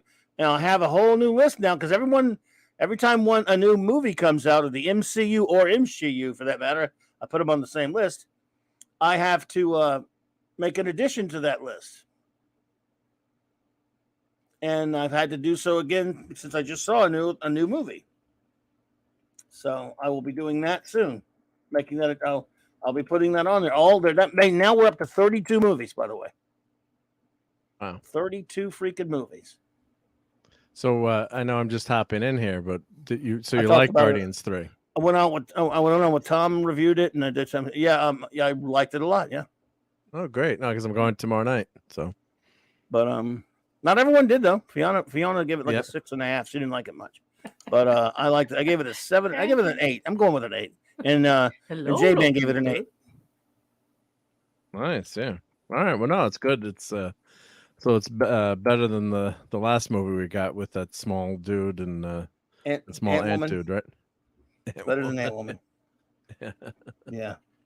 Well, in my opinion, it is anyway. What do I know? Well, usually I trust your opinion pretty much. We should know better than Not that. on everything, though, but most things. 90% of things, which is the way it should be, right? If you agree with someone 100% of the time, then that's kind of weird, too, right? Granted. Like I like Watchmen probably a little bit more than you do. I thought I fixed that. You did fix it, but I'm still like it better than you, I guess. No, that's all that matters. Good evening, Echo 3. Oh, Echo 3? Echo 3. Hello there.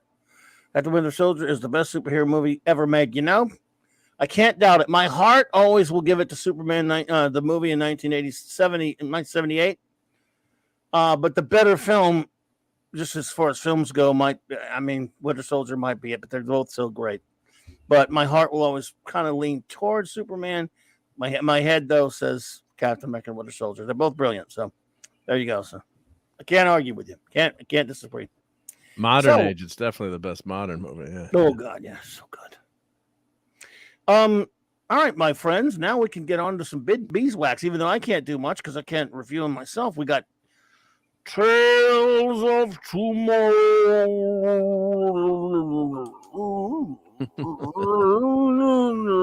Sorry. Tales of Tomorrow. I'll go take drugs or something. Today. Go ahead. Okay. You have the con. Bobby, go medicate. All right, folks. So we're reviewing Tales of Tomorrow because it's great. They are great short stories that have been adapted into teleplays. So the old school way of storytelling. And it sure is a ton of fun. And we have been going through all of the episodes. We're about halfway done the first season. And we have arrived, although they're in a different order all over the world. And we have arrived this week at Tales of Tomorrow, 20,000 Leagues Under the Sea. It is a two-parter. The first part is The Chase, and the second part is The Escape. And like I said before, Mark got here. Everyone on the user-generated sites seems to be under the impression that both part 1 and part 2 were saved. They have been salvaged and they are available. This is in fact false. Part 1 is not available. So a bunch of people have gone around and saved part 2 as part 1. Part 1 is not available anywhere. I looked everywhere for it. So we're going to skip right to part 2, The Escape. And I hope this will encourage folks to, number one, question user-generated websites because they suck. And also, if anyone is out there and they have I believe it's referred to as the kinescope, Mark, am I correct in assuming that's? Yep. So if they have the kinescope, please upload it correctly so that folks can enjoy the first part. Now, this is season 1, episode 17. It was first broadcast on January 25th, 1952. And of course, 20,000 Leagues Under the Sea was written by Jules Verne. This teleplay or adaptation is Max Irick, Gail Ingram, and Harry Ingram. And we join the crew on the Nautilus. And so this is just a guy tries to sleep with Captain Nemo's living daughter. So it's been a long time since I read 20,000 Leagues Under the Sea, many, many, many years. I don't remember Captain Nemo having a daughter on the Nautilus who was alive. It was my understanding that his offspring and his wife were dead. This portrayal is 100% Shakespeare's The Tempest. So men are alien to this young girl. For some reason, this is the portrayal, although the Nemo is definitely no Prospero, because of course this young girl lives on a ship filled with men. So how could men be alien if she's on a ship full of men? Rather absurd. This episode, old antique men, right? These men have this episode has absolutely no science fiction in it. There is none. And it has lots of romance, seduction, and passionate virgin kissing. So if you like passionate seduction and virgin kissing, this is for you. And obviously the crux of this episode is the teenage daughter would like to move out with the adult man. And so that is the sum total of this painful, painful episode that attempts to be Shakespeare's The Tempest when it's actually 20,000 Leagues Under the Sea. And it amounts to guy tries to sleep with Captain Nemo's daughter, and a teenage daughter wants to move out with a man she just met. And that's the story. And it sucks. I give this episode a 1 out of 10. Mark. Phew, because I was like watching this, I'm like, this is a steaming pile of nuclear powered waste, and I was like, there's no way. I'm like, this is horrendous. The series has been so good so far, and I'll give them some props for as bad as the video is, what they did to kind of try to make a submarine, or a couple of the gauges and things. But they're on a very limited budget. This is basically like a stage play, so I'll give them a few points for that. But Nemo is not Captain Nemo. The guys are big hulking guys, so I can see where the daughters may be interested. I guess they were trying to say that all the guys were old ancient mariners on the vessel, on the nuclear vessel. So but it was really very cringy. No science fiction in this. I'm watching. I'm glad they lost the first part. I went crazy. I didn't get a chance to watch the second episode tonight because I kept trying to find the first episode, and everyone said, like you said, everyone said it was available. And then I linked to you, and then I started watching. I'm like, wait, these are both the same episodes. I mean, they are. And I investigated it for over an hour last night because I couldn't believe that all of these big websites that pretend to be experts in culture and experts in film, they all have it wrong. And so this is another one of those times where, as a comm scholar, as a tech scholar, I'm telling people, watch out for these user-generated sites. They suck. They do, yeah. And that wasn't listed actually in one of the, with the spreadsheet I'd made. That they had listed, some of the, message boards, and they seem pretty reputable in terms of most of what they said. But like you said, unless you have citations, or, they said this wasn't one of the lost episodes. And the other cheesy thing was the very end. I'm spoiling this because it's not worth watching. Yeah, just spoil it. It sucks. So Nemo's daughter, leaves with the handsome young Navy sailors. The Canadian guy, Leslie Nielsen, who's later on Airplane. Yeah. Well, Leslie Nielsen? Yes. Yeah, yep. Wow, pre-Forbidden Planet. Yeah. Yes, pre-Forbidden Planet.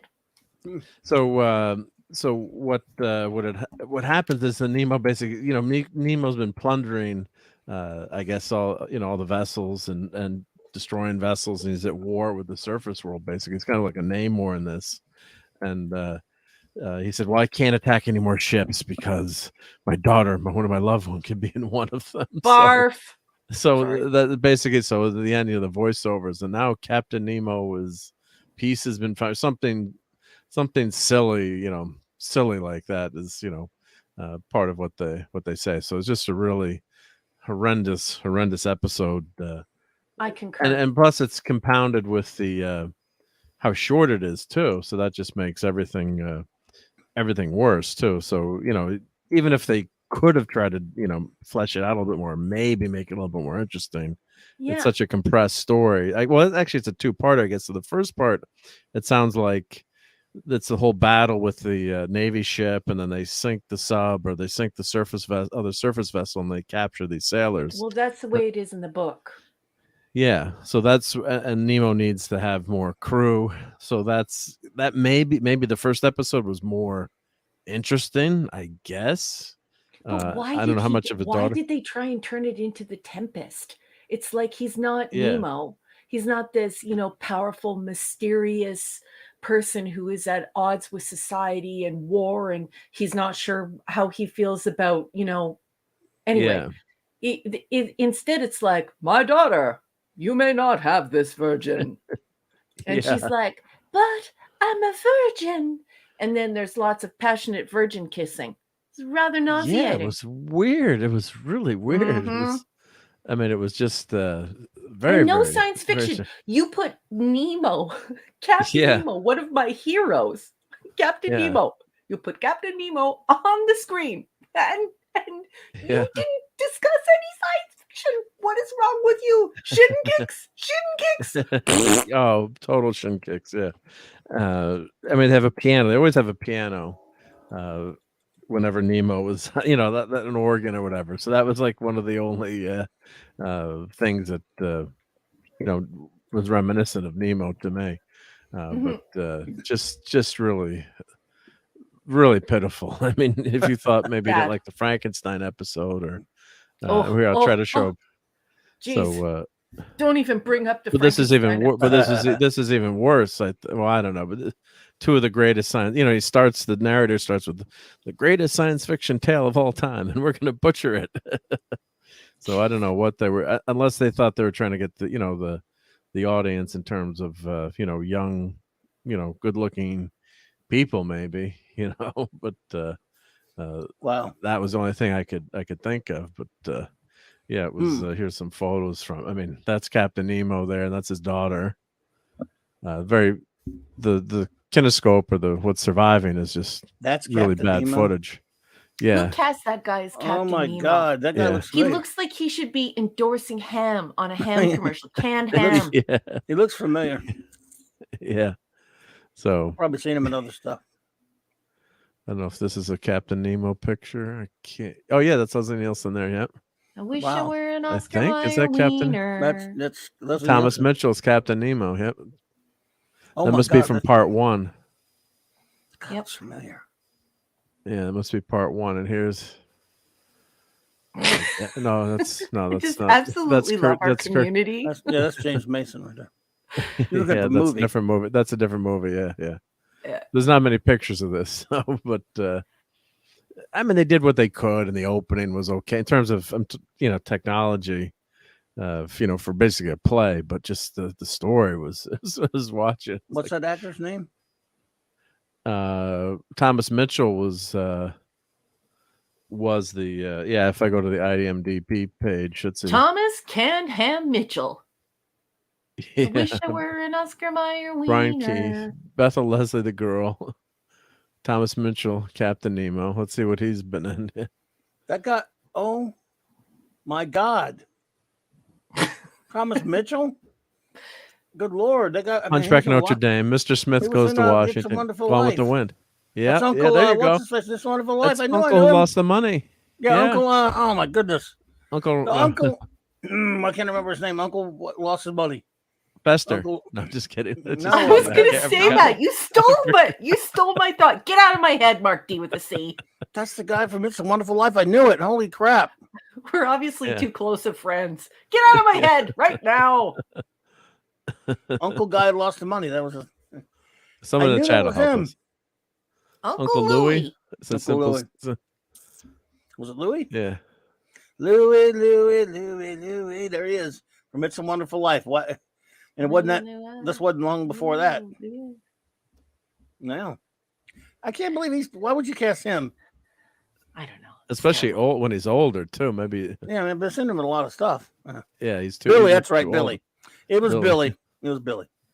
This Uncle evening Billy, that's brought right. to you by Johnson's Canned Ham. What? Yeah. Yeah. It's too campy, it's too terrible, and obviously 20,000 Leagues Under the Seas is an amazing book. And Brian Keith is in this Courtship of. They all Brian suck. Keith is in it. Wow. Yeah, yeah. Wow, he's young.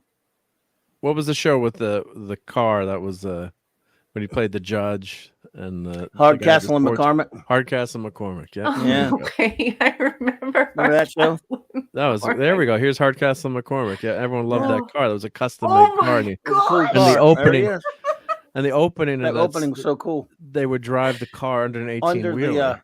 the, which Just by the when way you was think ridiculous. this deep dive is going to suck, you bring up Hardcastle and McCormick. Yeah, that was a, Yeah, right that was a there, fun show yeah. though. Yeah. It was like a Magnum PI clone, I would say. Right? He was a judge, wasn't he? A judge, He was Oh a yeah, judge. He was the Family con. Affair. He was an ex-con. ex-con. His was also Family in Affair. Oh yeah, he was on Family Family Affair, of course. Oh yeah. Yeah. So, yeah, Hardcase and McCormick. Judge I Hardcase. love the they car called though. him.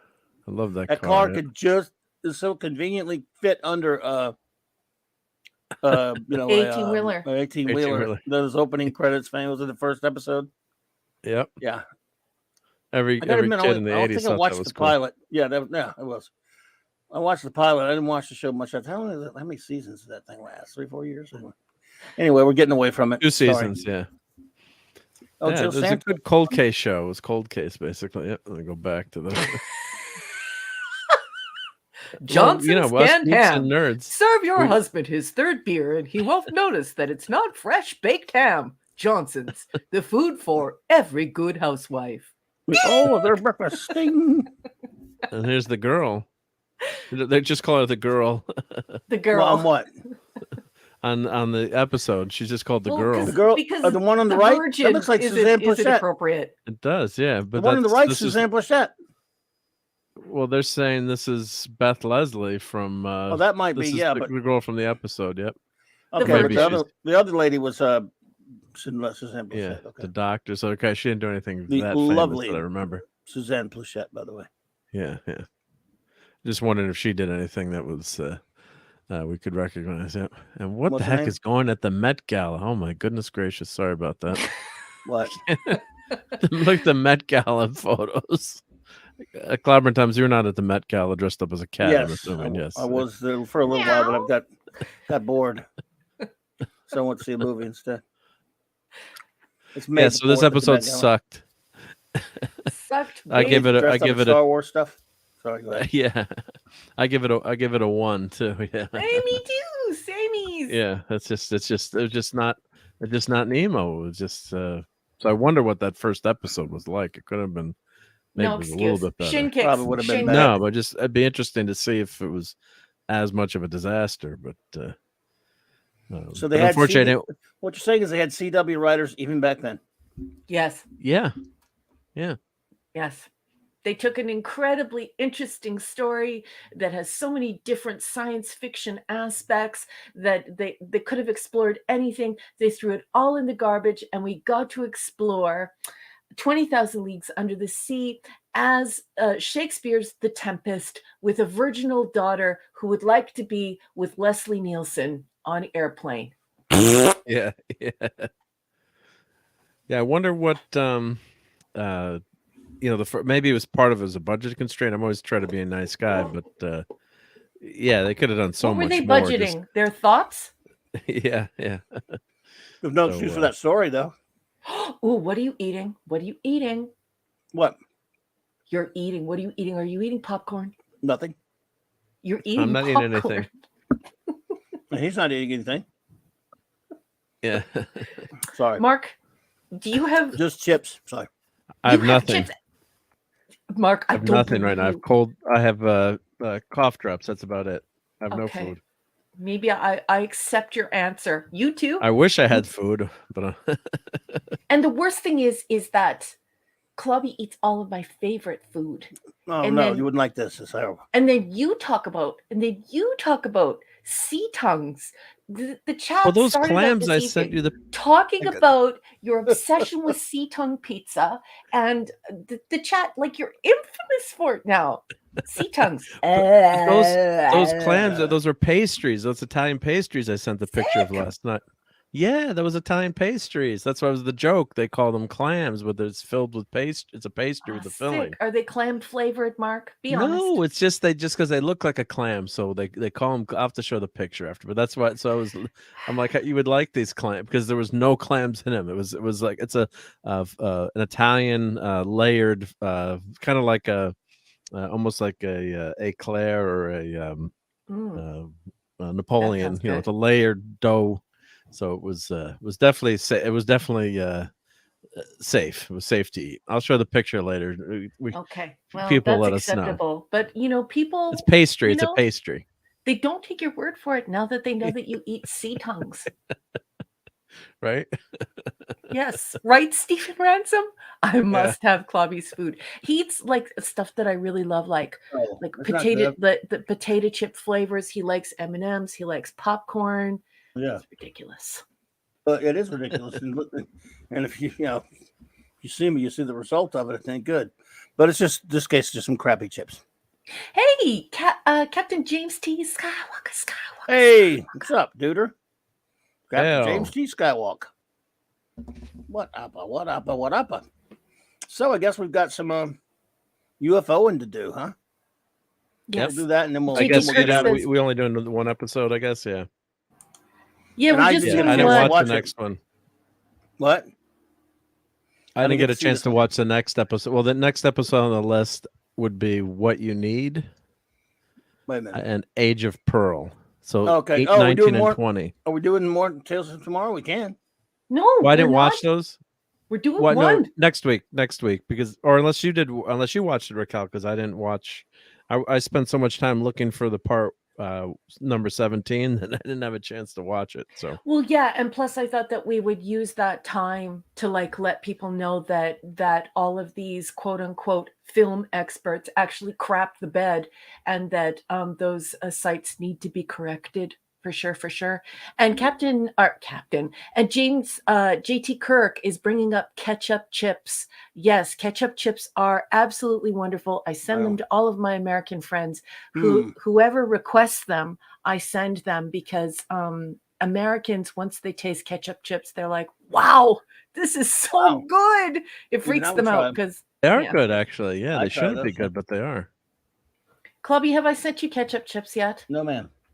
I need I to would send try. you some. Even I would try those probably. Yeah. Don't go to any trouble. Well, of course I'm going to go to trouble. Don't be ridiculous. I'm just having some crappy Doritos taco flavor, those old classic taco flavor ones. They're all right. Well, they're okay. They're not my favorite, but they're still good. Better than nothing. That's Didn't have right. much That's time right. To go get anything tonight. Well, should we do UFO, guys? Are we doing UFO or what? Yeah, let's do it. Oh, This week we're reviewing UFO, which is an amazing science fiction series that I'm completely enamored with. And this week we are covering The Responsibility Seat. And the reason for this is Mark's request to do it in production order, which is just fabulous. As you all know, I'm a huge fan of production order, and he is doing it in the Fanderson order. So The Responsibility Seat is season 1, episode 25. So if you watch this on the streaming services in Canada, you watched it at the very end. And even if you watched it OG on ITV, it is episode 21. But of course, this is production code 10. And this was first aired on January 4th, 1971. Now, it's very important because I'm about to call these folks to the carpet once again. There is no Wikipedia page for this episode. I call on all nerds, all geeks, roll out. roll out now. Get over to Wikipedia, especially if you have editing privileges, and please start a page for UFO TV series, The Responsibility Seat. We really, really need a Wikipedia page. Please do not let this beautiful series fade into obscurity. It's already obscure enough, and protect this. So get out there and get that done. That said, I'm going to be reading the top summary at imdb.com.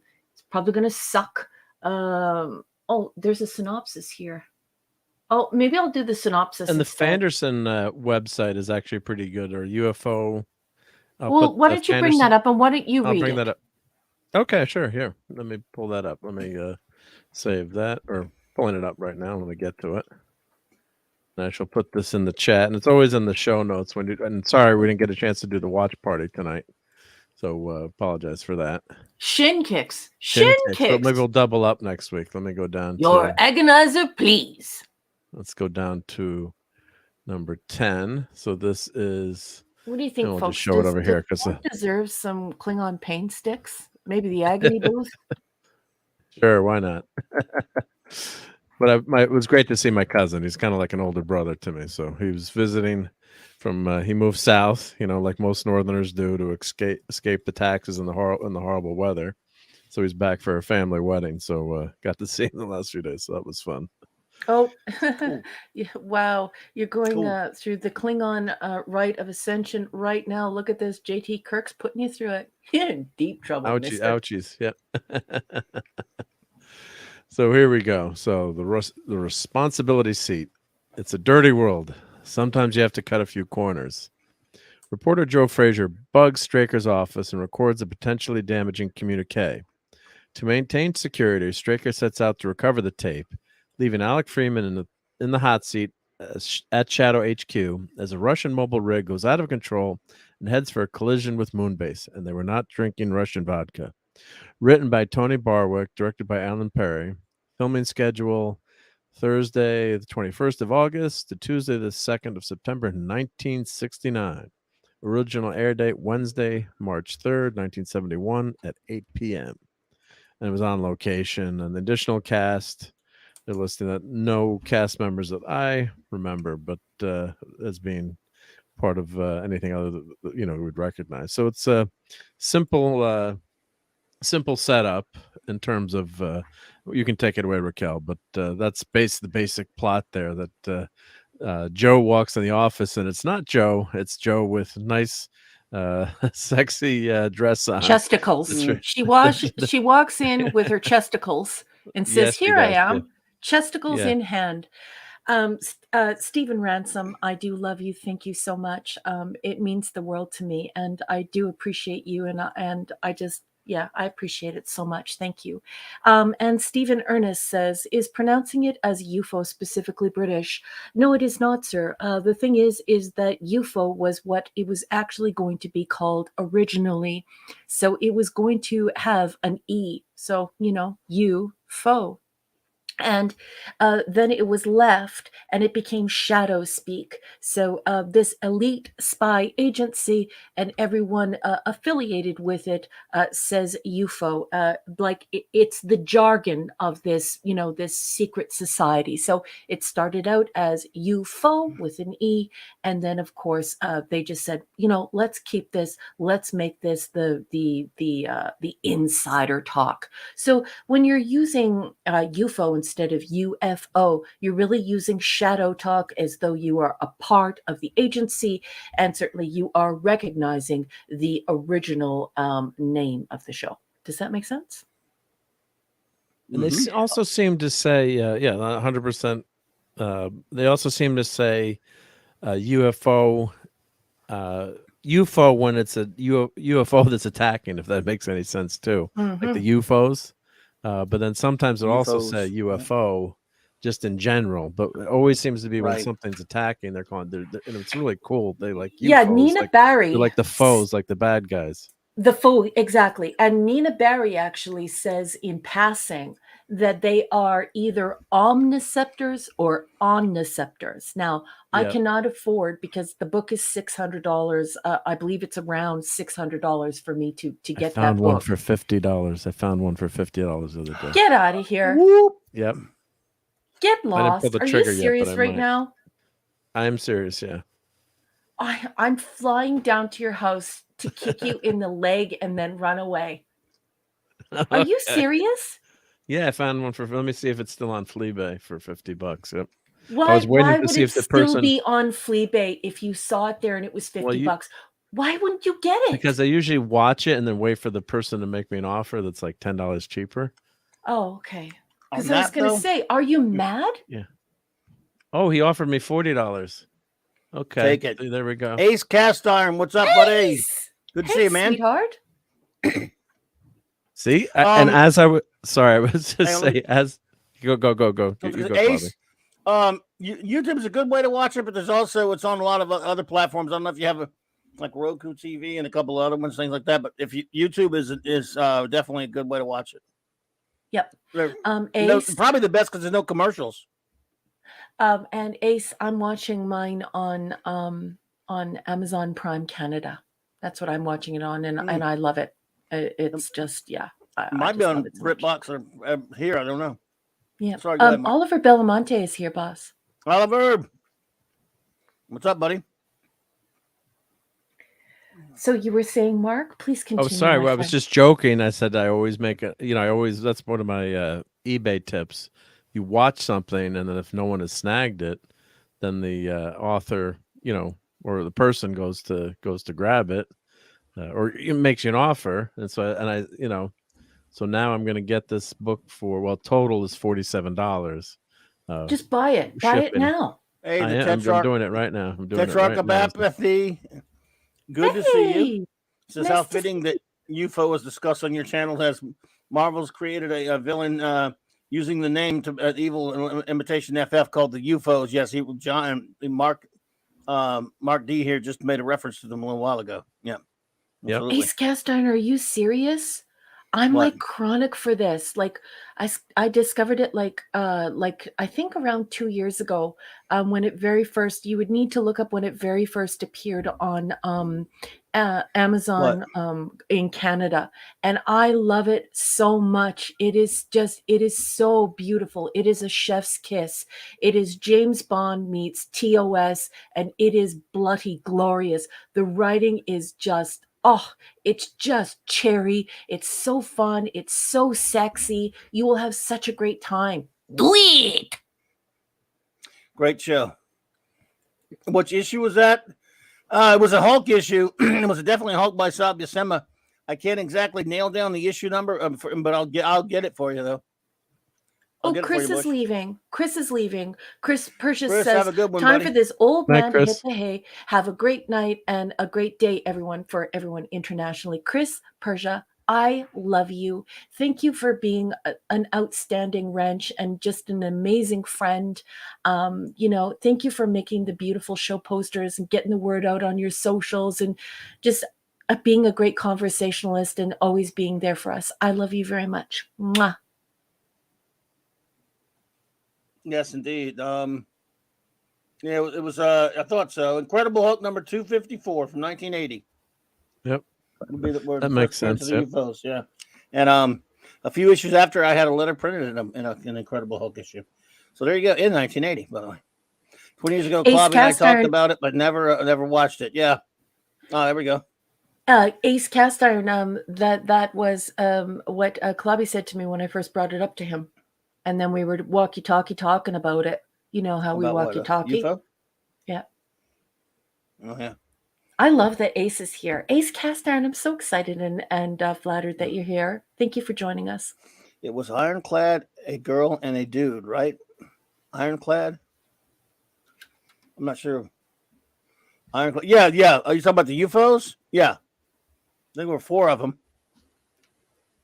If you're talking about the UFOs, then there were Ironclad, X-ray, Vector, and Vapor. There you go. I do Fanti remembered them. Look at that. Were they in the Guardians of the Galaxy? Or no, No, they just were reference. UFOs. No, they were just basically a villain's version of the FF. So. Yeah. No, but it did. I'm just wondering if no, they weren't in the Guardians tonight though. That's No, in the movie you mean? No. Yeah.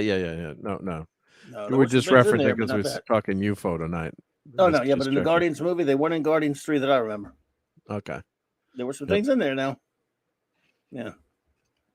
All right. We'll be looking forward to it tomorrow night. Yep.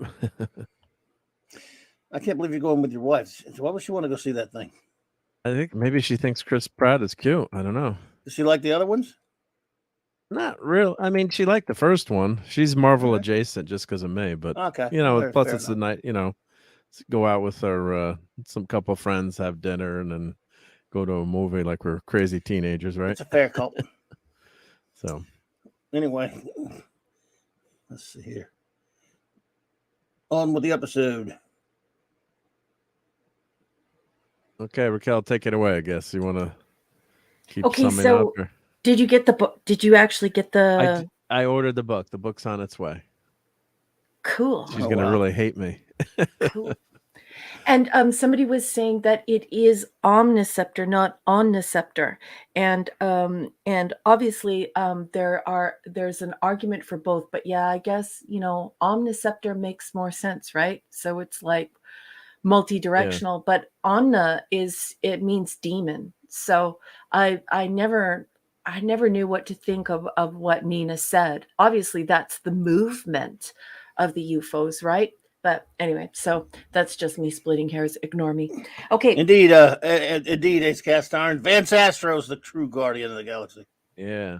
Anyway, go ahead. Okay, so like I said, folks, there is no Wikipedia page for this episode. Please, nerds, geeks, help maintain this marvelous episode and get the word out there. If you have editing capability, please make sure that you get that page started. I want to from the beginning though, Raquel. I want to defend Straker here because I love this. I mean, even Straker can make a mistake. Because this woman is. I love Jane Moreau, this actress who was one of my favorite Prisoner episodes, Schizoid Man. She is just yummy in this episode. Let's just be honest. Peachy. Good God. Yep. I love her. Anyway, go ahead. Sorry. And how about those chesticles? How about them? How about everything about her? Good God, she was dropped. Mm-hmm. Yep. So what was he thinking with? What was he thinking? Well, damn it, Straker. Yeah. I just like the whole idea that we start out with this idea that Straker is struggling with the annoyance of his cover story. So this is like when I first watched this, I think I watched it in ITV order. No, I think I watched it in Prime order. Anyway, I've watched it quite a few times because this show is like a drug for me. Who needs drugs when you have UFO? But yes, that's when I really started to think, oh my goodness, like the people who are writing this show, obviously the Andersons, are writing incredibly complex stories and incredibly complex characters here, and I just love that anyone else would relish in being this studio head, and he wants nothing to do with it other than using the sets to entertain his son and maybe using them in scenarios to scare people who get out of line. He doesn't want anything to do with fame, and I just absolutely love that. I am somebody who absolutely wants nothing to do with fame. I want people to engage with my writing and stuff, but I've always identified with those characters like Spock, who enjoy being Spock. Spock doesn't want to be the center of attention, and I just really enjoy that somebody made the Straker so complex that he's somebody who has zero interest in fame, and not just due to this incredibly important mission he's on as a colonel, but also because he has every excuse to do it, and yet he doesn't. So what did you guys think about this whole setup of he's annoyed by his cover story and wants nothing to do with it? I love that about his, because he's got the whole world knows him. I mean, his it's sort of like, shadows hiding in plain sight. Yeah. Under Harlington Straker. And, this is a guy that probably has to go to the stupid Oscars every year because all these movies are being made. you know, and give out, you know, you hang out with all these dumb celebrities and crap like that. I would imagine Straker, to maintain that cover, does have to do that quite a bit. Hobnobbing with all these, you know, producers and agents and all that kind of crap. I don't know where he has any time to run Shadow, but he does it. And, you know, they always think he's think he's just some frivolous movie producer. Yet, you know, so that's a tough job for Straker. Well, his marriage fell apart. I also really like that they allude to the fact that there is a government agency that's sort of controlling the press mechanism. So he sort of speaks to that one press mechanism, and then it's fed out from there. And that's discussed twice in the episode. And I think that that's really interesting and really intelligent, because it's clipping off the loose ends of the story and allowing you to stay immersed in the story, because you're like, oh, so that's how he does it. He's not sitting in front of interviewer after interviewer after interviewer. He does have a little bit of control here. There is someone who he reaches out to who says, look, you're the disseminator, and this is as far as I go. So I've always found that intriguing about this episode, and absolutely delightful, because I think it's the caretaking of the story that a cerebrally minded person needs. Yeah, Fiona has a good point, though. She said, I love the ep, but it was out of character for Miss Eland to allow the recorder into the reporter, or the recorder into the Straker's office. Sorry. The writing is good enough to overlook that contrivance. So the contrivance. Good point. Yeah, I do like that. That we know that Eland doesn't like Joe Fraser, though, because she fully gives her the stink eye, and while stink eye is being deployed, the camera goes right on her face, and so, you know, Joe Fraser is pretty. She's throwing herself around there, and she just sort of, I'll do it, and Ms. Eland's behind her desk, and yeah, I don't like that Ms. Eland allows that to happen, but at the same time, I do like that she immediately reports it to Straker, and I do love that she gives the evil chesticles the stink eye. I think it's great. The only thing I can say, though, is if he's supposed to be a standard studio head, you know, they should have either, you know, had that, you know, we're not going to allow microphones, but probably a standard reporter, you know, it's pretty common to put a tape recorder on your desk, although she was trying to sneak it, and Straker noticed it. I couldn't happen but notice the recorder on your purse is that, you know, standard practice, and she handled really well, so she's very slick as an agent. I think in some ways you're not sure, was she a spy? You know, it's kind of ambiguous at the end too. I'm jumping ahead, but I like that you're saying that, because that's true. And then what enhances it to keep your mind busy, like, this show is not formulaic. This show is really going after the best parts of your brain and giving them a little tickle. This is an intelligent show. And I want to echo and amplify your sentiments there, because I love the terrifying fake out. I like the fact that you know, the first time I watched it, I nearly had a heart attack when the fake Straker is killed on set. Oh, yeah. Yep. That's so that is another place where the writers are trying to say, brilliant, maybe she's a spy, maybe she isn't a spy, and I do like the complexity of it. Oh, Matthew Pounder's here. Matthew Pounder. Admiral Teague, what's up, buddy? And Admiral Teague, good evening. And so I do love that, and I would like to echo and amplify your insight there, because I think you're dead to right. This is purposeful. This is them, making sure that they're making the show so intelligent that you're not quite sure what kind of footing you're on.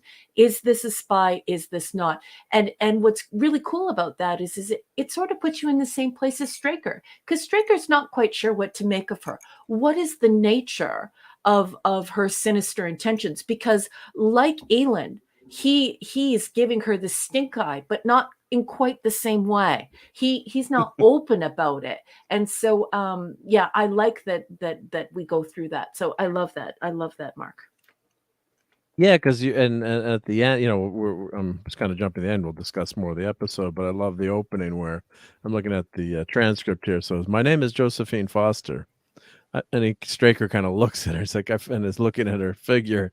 I sometimes find that in a man's world, Joe is more convenient. And then Straker's like, well, is it a man's world? So this is supposed to be set in the future. Yeah. But, Hey, Jill. and Jill's here. Can Hey, we Jill. star her Hey, comment, Jill. boss man? Because I really Okay, love her comment. And and Hooby Dooby! Hooby Dooby's here. Canadian Spidey, what's up, buddy? Hey, Canadian Canadian Spider-Man. Spidey, good All evening. kind of great friends. And Hooby Dooby! Hooby Dooby! And Where's hey, the Admiral tequila? Tig. Admiral Teague. So that's a great opening to the character, because maybe she is really a freelance reporter that's trying to make her way. But then Straker brilliantly says Eland is on the phone when they're kind of about to shack up, or shag in the 60s spy term, and he says, say hello to Miss Eland. It was so slick the way he did that when they go back to his apartment, and then they check, they do a voice print, which is cool, really cool, and It's they very say Kirk. her record's as long as your arm. Yep. And is she But wanted by the police? they don't reveal the nature of her record. They don't No, yeah, they, I'll read the they quote. still play with it. Oh, it's brilliant, brilliant, brilliant. Yeah. So they say, then the next line, is she wanted by the police? Not yet, but she won't stay out of trouble for long. Her kind never do. But they don't tell you anything about her character other than that, which is great writing, I think, because then it leaves your mind open to the imagination.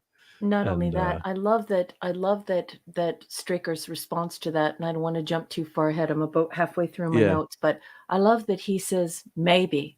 And I like the tone of voice he uses when he says maybe, because at this point we now realize that he is a lot like Kirk. He has terrible taste in women. And it's not just that he'll give a beautiful woman second chances. It's that he likes dangerous women who are troublemakers. His wife was obviously a complete nincompoop, and yet he loved her. But you could tell she was obnoxious. And then of course now we have Joe Fraser. And Joe Fraser is very, very clearly dangerous, and he's attracted to it, but he knows it's bad for him. It's hysterical, because at one point they even have a conversation where Joe takes a sip of wine, and she mentions that it's a very nice wine, and she asks why he's not imbibing. Well, we all know that Colonel Ed Straker does not touch alcohol, and yet we are driven to the illumination that his drug may in fact be women. He likes dangerous, uncontrollable women, and if they're beautiful, that's great. If they're brilliant, all the better. He really likes dangerous, brilliant women, and so it's great because that's his drug. He doesn't need the wine. And so very, very clever writing. This is a beautiful way to treat the audience, an adult audience that loves science fiction. And just when you think that this is too much romancy pantsy, even though it's the kind of romancy pantsy I like, because it's very cerebral. There's no, awkward face swallowing or anything like that. We go right into these amazing incoming UFOs, and then we deploy the interceptors, and then Sky One is sent out. Obviously, Waterman instead of my beautiful Pete Carlin, but it's just great because then we get to see the ships we know and love, and we get to see those great, fabulous, sexy models. So great fun, great fun. I love it. There's a lot of layers to this episode. So it's not one of my favorite episodes, but it's an interesting character study. And I think by leaving it open, I mean, we'll go through your notes and everything, but I think it leaves a lot of questions. And well, I'm trying not to jump ahead because the end is so juicy, I think. It is. So there's a lot that happens in between. I think part of the reason too that Straker lets his guard down, because Joe is probably the cutest Joe he's ever met, and he kind of think he's like, turn that mic off or the recorder off. The other thing he slips up too, because he forgets that she leaves her pocketbook there, and it's supposed to be a high security area, although it's just a Hollywood, it's a movie studio. But you'd think that Eland or Straker, knowing that that recorder is in there, would say, "Hey, let's double check to make sure that's not left behind in the office." And then Eland lets her in by herself too, which is kind of strange too. She said, "Oh, I'm not gonna, I'll get it, and that was strange to let her in. And also, you'd think they would have a code word too when the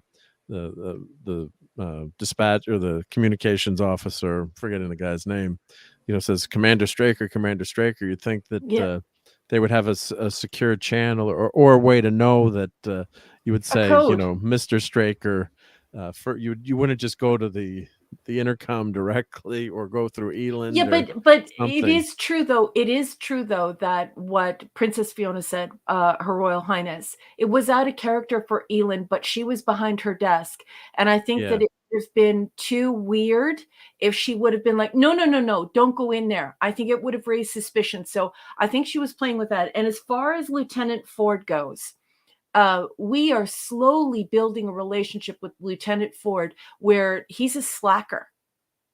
It's very clear that Freeman and Straker get upset with him because he's a bit of it'll be okay.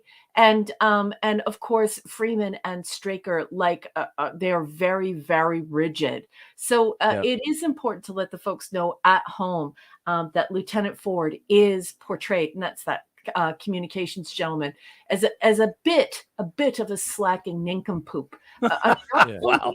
But just enough to cheese off the boss, because the boss is like, "What are you doing? No, do it like I said."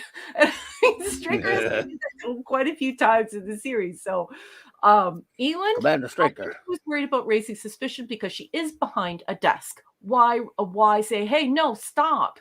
And then Ford, I'm used to Ford getting in trouble because Ford's like, it'll be okay. And Straker's like, what are you talking Don't worry about it. So, I don't know if it was all his fault, though. I mean, it was kind of an honest mistake. Could have known that. But yeah, you're right. I hear you. I mean, but when I see that guy, I always think about Superman the movie because he's in it. Anyway, but what they should have is like something to know that Straker's office is clear too. Because what if someone's in? He's supposed to be fronting as a movie studio executive. So, shouldn't he know that? There's not someone in the office. Like, well, I guess technically the office was empty, but there should be some kind of signal there, some way to know that.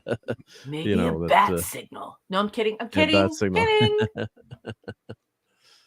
But otherwise, the episode doesn't have any. That's the MacGuffin of the episode, that Straker's out for the recording. And the other thing I thought was interesting, of course, he's not sending any other agents after the reporter. He's got to go after the reporter. I wonder why.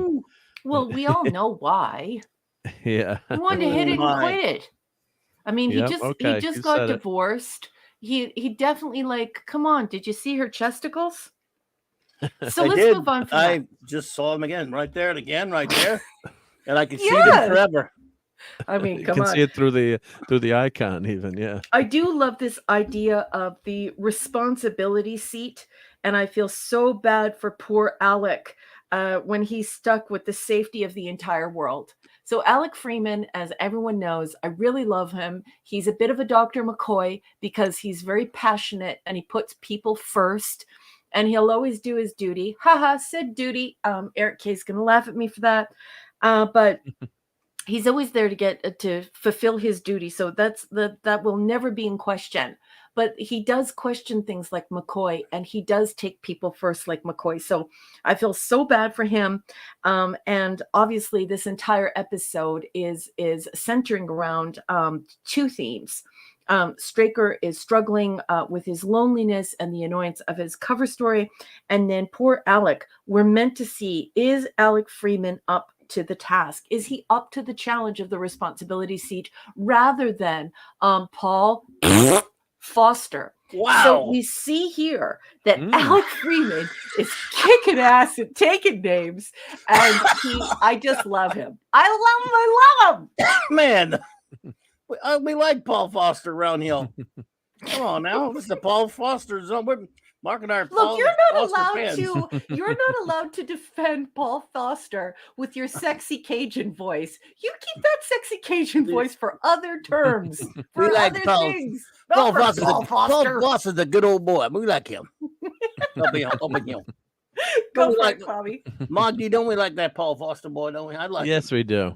Especially like that doesn't bother with any of these man grooming things, right? He's just a real man through and through. Yeah. I mean, he is. Yes. You know, you could lay him in front of the fireplace as a rug, or you could let him be a colonel. Oh God. Fiona didn't really notice her boobs until you pointed them out, but wow, indeed. Hey, on The Prisoner, she wasn't dressed up. She wasn't dressed up that sexy in The Village, woo. But she was still cute on The Prisoner. That's what I'm saying. On The Prisoner, I always thought it was like just kind of really cute. Now I see her in this.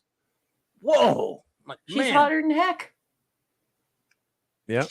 Smoking. She is hotter than AG double hockey sticks. Like all the And- ladies on this show. And she's there to seduce him. And when we find out that that's her angle to, drum up dirt and basically extort him for money, I mean, that's when we learn that she kind of is a spy, because she leverages her chesticles and other various things. Assets. Her assets. Very good. Thank you, Mark. To ingratiate herself to these powerful men, and this is how she takes care of herself. This is how she pays the bills, to the tune of being indicted 5 times. 5 times. So can we just talk about? Can we please talk about how insane Paul Foster is for jumping from the moon vehicle to go and save the Russians? He's awesome. What a real man. He's a superhero. Yeah, that was a cool scene. He saved Yakov Smirnoff in the moon buggy. He did. And he did it despite the rug. He did. I personally wouldn't save any commies, but he did. So, holy good Lord of a gold.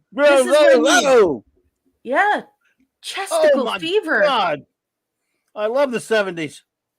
Right? The 70s. And that's on a really small little, I had to shrink these images so we don't get zapped. So that's on a pretty small. And she's Black Widow.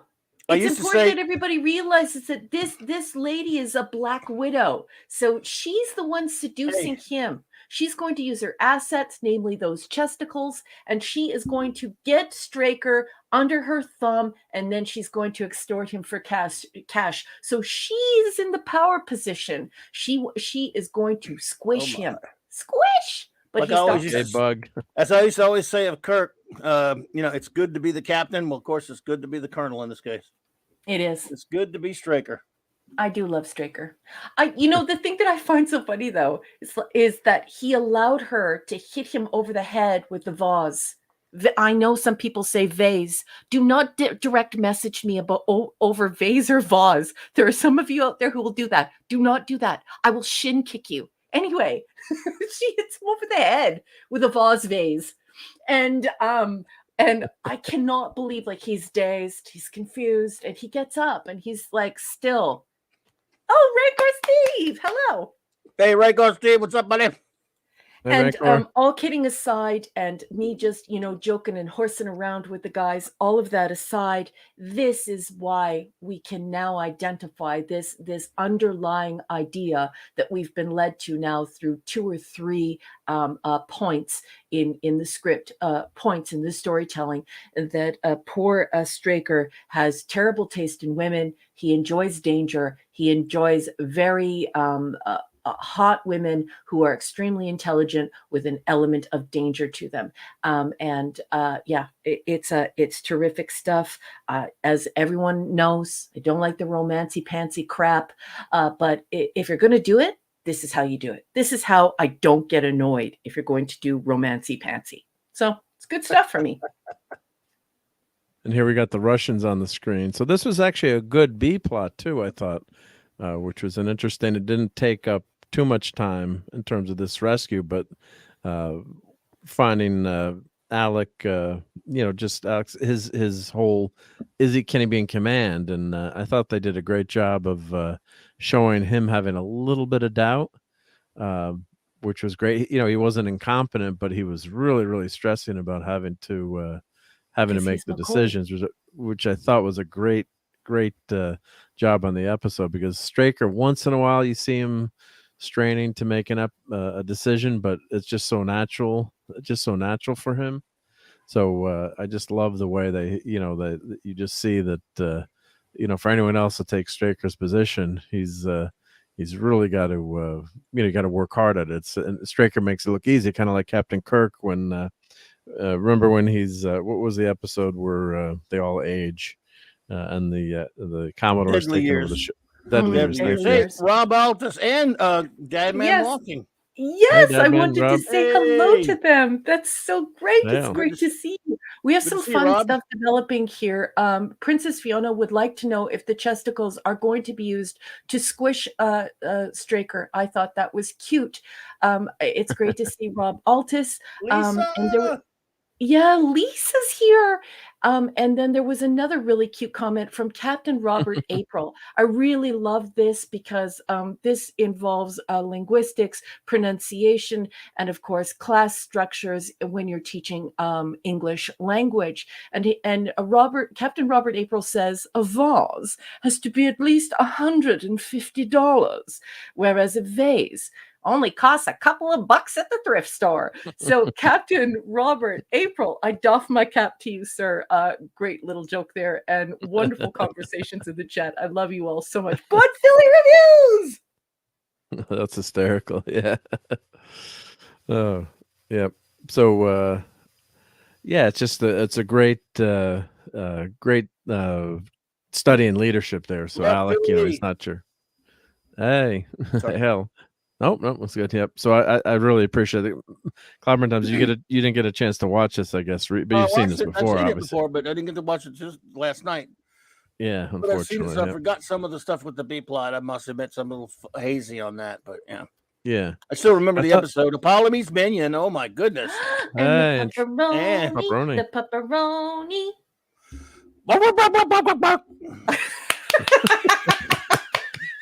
Sorry. I panicked. I panicked. Well, you're waiting for the drums. That was a good. We gotta clip that. Someone clip that. That was a good one. Dog barking. That is a gooder. So guys, I've already been through. I have now exhausted my notes because we did it organically, which I consider a total conversational victory this week. I had a wonderful time with this episode. I oft complain about the ridiculousness of contrived love boat crap, weird face swallowing, awful romance in terrible TVs and films. I just don't want to see that. Keep all that crap to yourself. This is great, though. I have a wonderful time with it, especially because we get to learn a little bit about Straker, his taste in women, and who he is inside. And obviously, everyone knows that I'm a massive fan of Alec Freeman. I think he's a man's man.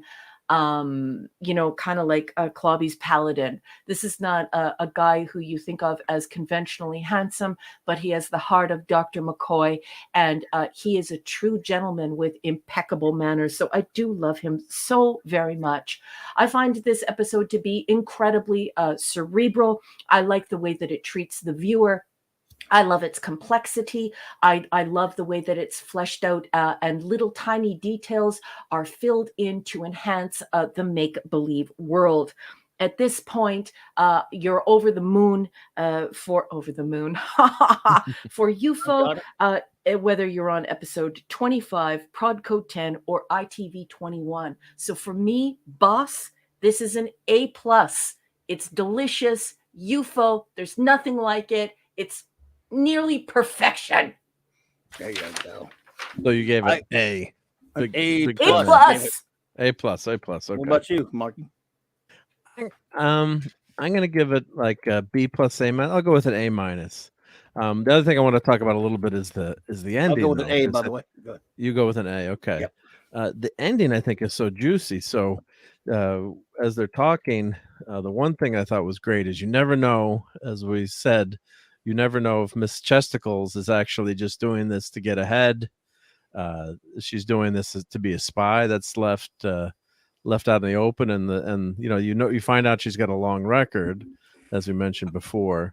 But then when they have the fight in the bedroom, when that scene before where she's undressed and Straker has some kind of willpower, because I don't know how many guys would have kicked her out. And the lines were, "You're getting soft." That's the way you get eaten alive. You wouldn't understand. It's a man's world, remember? So, even then she's referencing, how much tougher it is for women to make it, especially as a reporter or, someone in industry or in business, even though it's the far flung future of 1980, where you're assuming, racism, they said, has been basically eliminated. So that was a really interesting part. And of course, the women's lib movement was, in full force in the 60s and 70s. The ERA had been introduced in the United States about this time, I think. So socially, sorry, Dad, man. Yeah, it's been a long exactly day. what I'm saying. I'm sorry. Yes, I know you were. I know Look, you I'm weren't an laughing equal at me. opportunity offender. Okay, Yeah, this is just who I am, and I'm sorry Yeah. about it. I'm sorry, and thank you, Apollo's Minion. That sounds incredibly exciting, and I just love your artwork. So thank you so much for that. And so, yeah, getting back to the chesticles, Dad, man. Yeah. So the other thing that I thought was hysterical too was when Freeman and Straker meet up at the end to kind of hand off power again, and Straker goes, "Order him onto that rig. A tough decision." The right one, of course. It wasn't quite like that. When he said, "Whatever happened, you were responsible. I certainly have to hand it to you. That Miss Fraser, she didn't have you fooled for a moment. I'd have probably gotten emotionally involved." Yes, I can see how that could happen. So they're kind of both, going back and forth, where Alec is, he doesn't really, he says it wasn't quite like that, but, he didn't order, Fraser under the rig, but, you know, Alec, Straker is saying, "Oh, well, you would have been responsible either way." And the end, of course, well, it's all yours, the chair. Yeah, the other side of the fence. So a great studying command and what it's like to be in charge. And there was a really good chemistry in that scene between the two. It reminded me of Kirk and McCoy in some ways, or Kirk and Spock maybe. Probably more Kirk and McCoy, I think. But just a nice trade-off there at the end, especially that Miss Fraser, she didn't have you fooled for a moment. And of course, she had him very fooled, and he almost went with her. And then, but you wonder what would have happened. Was she a spy? Keep watching the But was series. he Maybe you'll fooled? find it. I don't think he was fooled, not even for a second. The thing is that he doesn't drink wine. You know what his vice is? His vice is bad women. He likes bad women. Yep, He likes that's true. naughty women.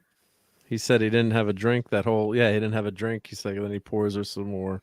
Oh, no. Wine. It's a part of canon. You'll hear it many Yeah, times. Straker does yeah. not drink any type of alcohol whatsoever. He does not drink alcohol, not even a little bit. Even though he's got that cool bar in his office with all the Yeah. that's so cool. Yeah. Yeah, at one point he has a wonderful conversation with Freeman where he says, I like to show restraint. I like to show that I'm able to restrain myself by abstaining from alcohol. And Freeman says to him, "Well, I like to demonstrate my control, or my power and my control, by not imbibing too much." So it's a very cerebral conversation about addiction and whether or not you choose to use these products, and one person abstaining and the other saying, it takes just as much resolve to not abuse alcohol. So a very interesting conversation. It's one of the better dialogues betwixt these two brilliant characters, and a lot of care and consideration in the dialogue and in the storytelling in the show. It's beautiful. I love it. Yeah, and I think if Straker wasn't, fooled, his guard was let down, I think, in some ways, and that the episode showed you that. And maybe against his better judgment, he took her back to his place, or you could say that he was doing that to get the voice print and to really find out. So, but definitely he was. I think in his mind he was wavering for a few seconds at the very least. No mortal man could not think twice at that moment. But of course, I guess If I'd she have would to have come agree with back clean, do you think he would have slept with her? Yes, yeah, Yes. I think so. I definitely think so too. I think we would have, and I don't think it would have been any weird face swallowing or anything. We would have Yeah. had a Kirk with putting on his boots on the end of the bed thing. Oh yeah, yeah, yeah. It would have been great. Would have been terrific. He would have hit it and quit it. But the minute he found out she was a criminal, he couldn't do it, which I love. That shows another element of his character. But yeah, I love him. Anyway, And then of continue. course, and well, then of course, then he's got that willpower too, because then once he hears that, he gets really angry with her and accuses her of just using him basically, and Yep. he kicks her out. So a lot of guys wouldn't be able to do that, I think, in that Nope. moment. So that shows extreme willpower too. So yeah, I'll have to give him. Yeah, he didn't do the hit it and quit it. So he held up his standards, and of course he's supposed to be defending the Earth in a war here, which she has no idea what's happening. And that's the whole reason the tape recorder. I don't even know if we said that, but the tape recorder was on, or we did mention it. Yeah, where the communication officer is saying Colonel Straker. So that's on the tape. So the only Ford. thing is, That's even though Lieutenant Ford. Oh, Lieutenant Ford. right, but the only thing I have to say is everyone knows he was a colonel. So is it so much of out of bounds where I called my one of my good best friends, his dad, I called him Commander H, we'll say. We always called him Commander. So, he was a World War II vet, but it wasn't out of character to maybe call people something. But I guess that's a MacGuffin of the episode, so it's okay. But it wasn't like he said, "Oh, the aliens have just landed, and we've got to send some mobiles to take them out." It was right. kind of a vague. Actually, she should have had it. Well, I guess then if she had known, she'd heard the tape, he might have had to actually take her out. I guess then. Does he have a license to kill? Yes, I he wonder. does. Yes, he does. And Paul Foster was a come to a heel, or that'll be the end of you. Oh, that's And right. Princess Fiona says, "Gay really rocks the purple hair. Gay rocks everything. Gay Ellis is a goddess. She is just. Oh, yeah. I love her so much, and she is Colonel Stricker's favorite. He considers her a genius and equal to him in every way when it comes to running the moon base, making decisions about invasion, making decisions about how to manage people. And that's explicit in several episodes. So that magical relationship and the fact that she is the one running the guild is just, I just love it. I love it so much. She is hotter than HE double hockey sticks, and she's brilliant. And I love Gay. Gay's the best. I like Nina Barry too, though, and I also like Harrington. Okay, well, I like the whole guild. Okay, I just love the guild. And for the record, Clobberin Times and Mark D also do as well. Yes. I'm speaking for Mike. I'm assuming, but that's not a strong. That's not a stretch to say that. Yeah. Anybody else want to put a rating up of the episode? Please do, and we'll read it. We'll see one so far. Yeah. It was a fun episode. Now, the more that we talk about it, it's a better episode in my mind than just watching it. The more you think about it, then the more layers there are to this. It's not as simple, like you said, Love Boat. Captain Stubing, head of the Love Boat, and people come on and they fall in love within 10 minutes, and there's some silly thing that happens, and like Isaac they're willing to like change drinks. their entire lives and move to different planets and sacrifice their careers and everything for like somebody they've known for under 24 hours, fewer than 24 hours.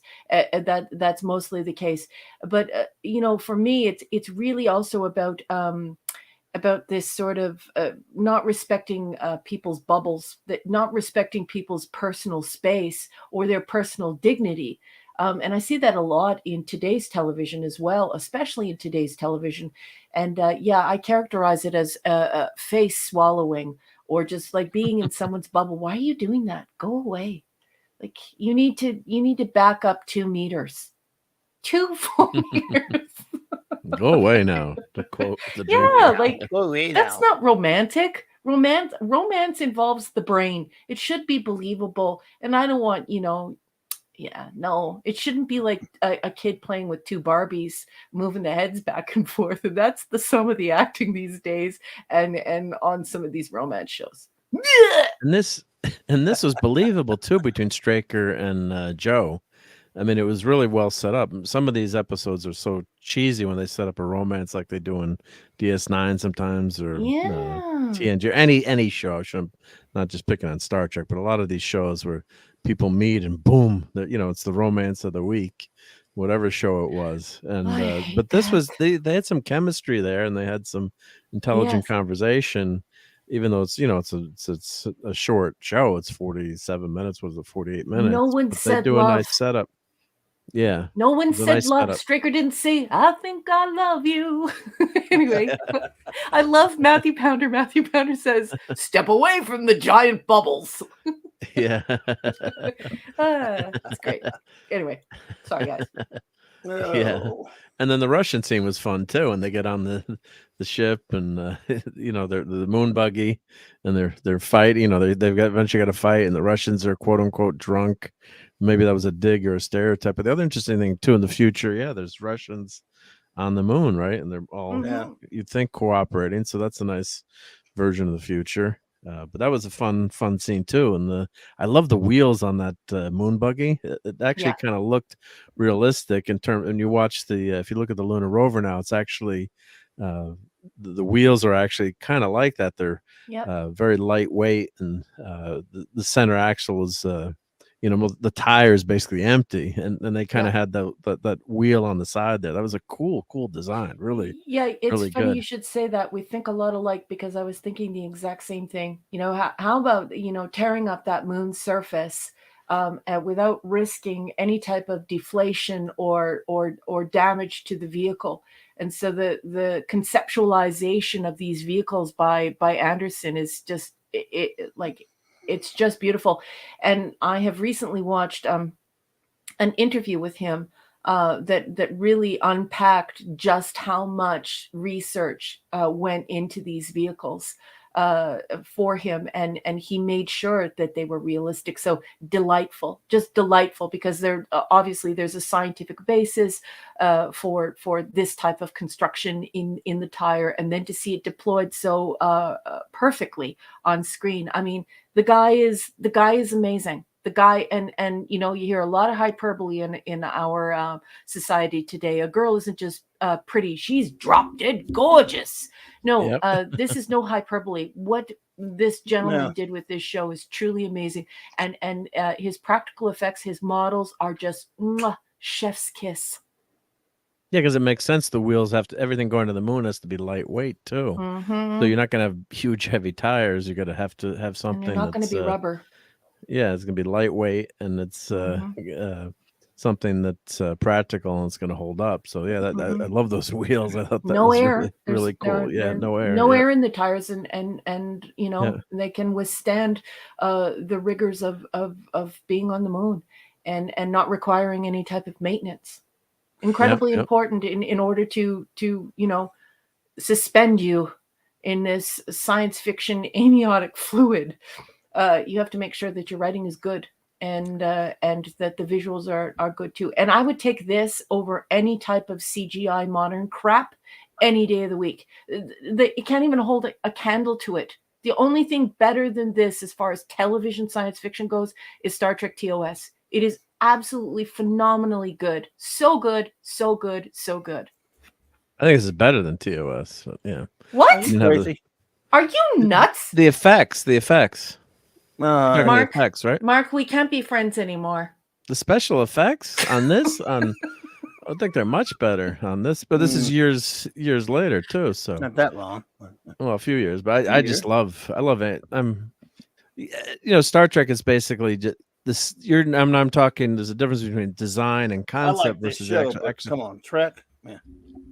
Well, I think the Original Star Trek series? design, but actually, if you look at the flying effects and the ship effects in terms of mechanics, I think UFO is much better. And the ships on the look at the effect with that moon buggy, how fantastic that was. It's very believable. Star Trek is really just you get a few shots of the Enterprise, flying. You've got the Romulans, better than Star Trek, the original. not story wise, but I think the miniatures are better. Star Trek, the Yeah. original series. I don't know. Do I like Star Trek? I'm looking at them out my room, but I guess Yeah, I do no, like it. yeah. I guess, yeah. No, I mean, I see what you're saying in the sense that this was it was tougher to make because they were outdoors a lot of times. They were on a planet with a lit up planet and stuff. Mhm.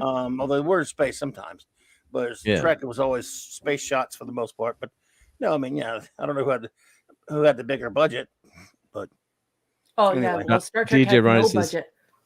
But the Enterprise is real. True. And the thing is that like I actually like that you said that, even though I'm totally annoyed with you for saying that, because I really love that how much you love Anderson, and I really like the fact that you're trying to draw people toward the effort that went into the practical effects. Although nothing is better than Star Trek, the original series. I appreciate your point. Like I appreciate the point you're trying to make when somebody goes through all of the engineering and they go through the latest tech and they're going through the latest science and they're going through the latest physics and they're trying to construct this for you and it is a great body of work that required a tremendous effort, and so shining a light on that is nice, but there's nothing better than Star Trek the original series. Ezra, my friend, I love classic Doctor Who almost as much as I love original Trek, but I can't necessarily agree with you on that. I think I love a little Trek TOS just a sliver better, but I still love original Doctor Who. So don't ask me to choose. You can choose, but I'm choosing, but it's not easy. We're all So don't awesome. make me not have to dwell on my choice. Now, before we get moving, we do have some things to read here from our friends. You told me to save this one from Jill. Was the way they framed her character. I guess he means the Joe. Yeah. I thought she was going to be more than a love interest. I thought they might hire her for Joe for Shadow. That's interesting. What a great comment. That's a Yeah, that's beautiful great, comment, Joe. I saved this one because Jill was talking about something non-related, but anyone who this is just how it proves how awesome Princess Fiona is. She mentions the oscillation overthruster from Buckaroo Banzai when referring to something else. When you mentioned the oscillation overthruster, now that's it. Princess Fiona, I love you. I Oh officially my love gosh, you now. I love you so much, Fiona. You're the best. Oh my goodness. That's great. Jill gives it an A+. The episode. Oh, She wonderful. says, A+2. I wanted Joe to join Shadow. I don't blame you. Alec led well, and Foster made a ground-based decision that saved the Russian men's lives. But the anoxia made them so drunk they probably won't remember. Oh yes. Yep. And Fiona says, I don't know much about anoxia, but yeah, one would think that there would be perhaps some brain damage or memory loss. That's something I don't know anything about, but incredibly interesting. Fiona says A and A+. In between A and A+. Gotcha. Lovely. Gotcha. And Matthew Pounder says a very, very salient. He makes a very salient point here. He in saying The Prisoner is better than all TV. Oh yeah. Matthew Pounder, The Prisoner is really, really high up there for me. That is such a crazy, beautiful. I can't even believe that got made. It's that beautiful. And I hope one day we'll cover it on this show, but I will. absolutely We will. love The Prisoner. I also really love Blake Seven. Well, yeah, I was about to mention that too. No, look, The Prisoner is the greatest show ever made. It's just that my favorite show ever made has to involve my heart. My heart wants to put The Prisoner at number one because I love it so much, but my heart has the Star Trek, the original series. Yes. Will always take that number one place, but it's coming mostly from place of the heart as well. But The Prisoner is the greatest. Love it. And We should do like Fiona, a desert island TV/movie list. Like Why do you do that? 10 I hate it when you 10 do items. that. Shin kicks. Your 10 agonizer, items, yeah. please. what? I don't know what he did. I lost.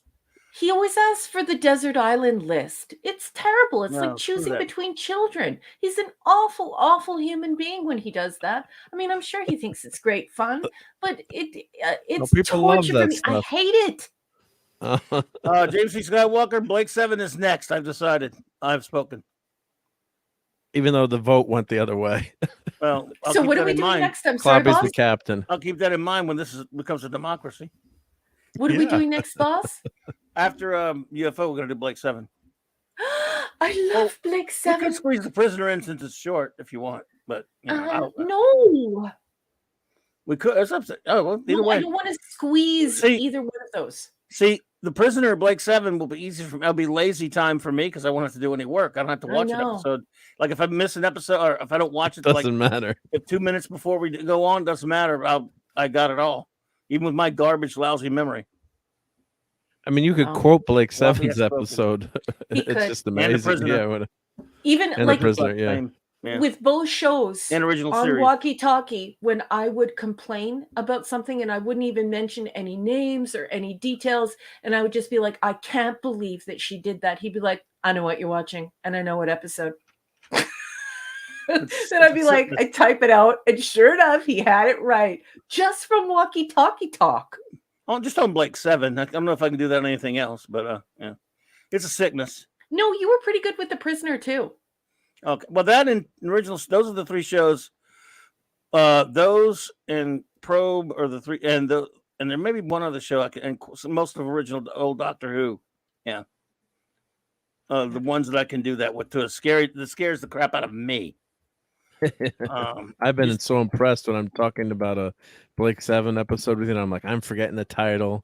I'm like, it's some, XYZ had happened, and then you start quoting the episode. You got the name of the He's got it. episode, and I was like, "Wowzers!" ridiculous. That's impressive. Yeah, that's your happy place. Yeah.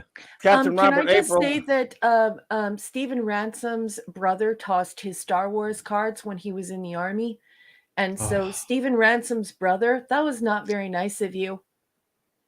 I just want to Whoever say you are something. and wherever you are. I want to say something to Captain Robert April. What about you? What about me? Why don't you go? You are expendable. And you're not. No, I'm not. I am not expendable. I'm not stupid. And I'm not going. Probably the greatest line in TV history, I think. I have seen the bumper sticker. That's not my. I mean, that is one of my favorite Avon bits. But of course, there's so many. I once compiled all my favorite Avon bits onto a VHS from my VHS copies of Blake 7, and it's like a 5-hour tape. Because he's that Look good. at this. Look at this gift from Eric K. Thank you so much, Eric. Read this. When are we going to get you all to review The Librarians or Warehouse 13? Well, I've never really watched The Librarians. I did just recently binge all of Warehouse 13. That's a great show, Eric.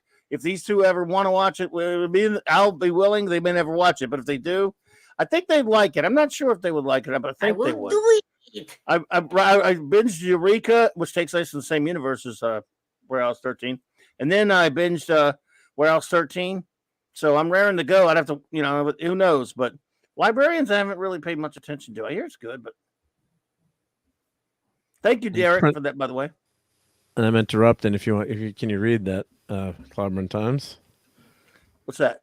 Oh, Princess Fiona gifted a Clobbering Times membership, and Matthew Pounder just snagged it. So thank you for that, Princess Fiona. Thank you, Princess sweetheart. Fiona. You're too kind, my dear. You rock. Thank you so much. And we're so glad to have you. It's always great when we get a wonderful new friend like that. And we've made so many great friends over the past couple of years. And so many of you are here tonight, in fact, wonderful friends. And when we make new friends like that, it's special for us. It really is. And I hate Star Trek so much, it's my background on my screen. Yeah, we know you hate Star Trek. You hate real Look. Star Trek, in fact. Those posters can I are say so that even great by Michael jokingly? Schuh. What's your problem? We came here to save Spock, not to kill him.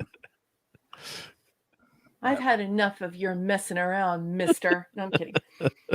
Kill Spock? That's not what we came to Vulcan for, is it, Jones? My goodness. But anyway, we should play. No, we shouldn't. Remember when we played that trivia game? We all screwed up. Yeah, we got to should do find that another again. Star Trek trivia game that would be fun to play. Like there must be like an online trivia game that we could play. But I'm not good No. at that sort of thing. Like, it makes me feel No. dumb because I actually have to think for a really long time about things. Like, I have to think about situations, and it takes me a little while to process. I'm not like the Jeopardy person. I that's not the way I work. And I find that when I'm on the streams, like, I'm not good at trivia. I'm not anywhere near it as good as I am in real life when Me either. I'm doing the trivia, especially at the Same here. Star Trek night at the pub. Like, I don't know why. I don't know why. I know, wonder if they had a I'm the multiple same. choice. Multiple choice is a little bit easier, but there used to be one of those phone games, and they had like Star Trek was a question theme. They had comic books, but they were all multiple choice, which made it a lot easier. But in the comic books, I think it was like rated number 1 or top 10 in the country at one point. But there were such easy questions because of the multiple Robert, choice. But Captain Robert April, thank you for What, being here. he's leaving? Yes. Hey, Captain Robert April. Great to have you here, buddy. I had so much fun with you tonight. Thank you for you're a great conversationalist. Thank you for adding to the group tonight, and I hope you'll come back because you were great fun and I enjoyed your company. Thank Good you night, for sir. being here. And yes, Admiral Teague, that is cool. Admiral Teague says Saving Star Trek. That's a nice ring to it. He has a show that he does called Saving Star Trek. Please go subscribe to Admiral Teague's channel. I don't have a link at the moment, but if anyone wants to grab one, put it in there if you can get one. So anyway, let me get that off of there. got a member chat. I'm going to share my screen again. What you got? No, mine. We've got a member chat from Sean Carter from Mars. Sean Carter. And he says, Sean Carter from Mars. AMT, I guess they re-released the Deep Space Nine K7, which is going to be awesome. So that's the from Trials and Tribulation. So that'll be awesome to or maybe that's brand new. I guess not a re-release. So K7's been released before, but they probably have that a really cool version. So gonna go check that out. That's an awesome station to build. Yep. And thank you for the member chat. And Mark, I sent you that picture that Eric asked me to send you of Kirby. Oh, there's a new Kirby picture? There's a new Kirby picture. I'm in love with this dog. Okay. I told Eric he should start an Instagram or a YouTube for this dog. This dog is ridiculous. This dog is hysterical and is so cute. It's like, it's sick. It's ridiculous how adorable this dog is. You can actually feel how floofy he is just through his pictures. He's very floofy. Oh, that's a cutie. All right. Thank you, Jill, for putting that up there. Anyone, please go help out our new friend Teague. He's just got a new channel starting out. So please go, if you're a Star Trek fan, then go take a look at the channel and consider subbing to him if you would. Puppy dog, where? Oh, he's in the captain's chair. God, he got big. Dog. Look at that puppy. He got big. Yeah. I know. Wow. It's because Eric wasn't he like a him. little Kirby? Feeding him a lot of steak, I guess. I hope.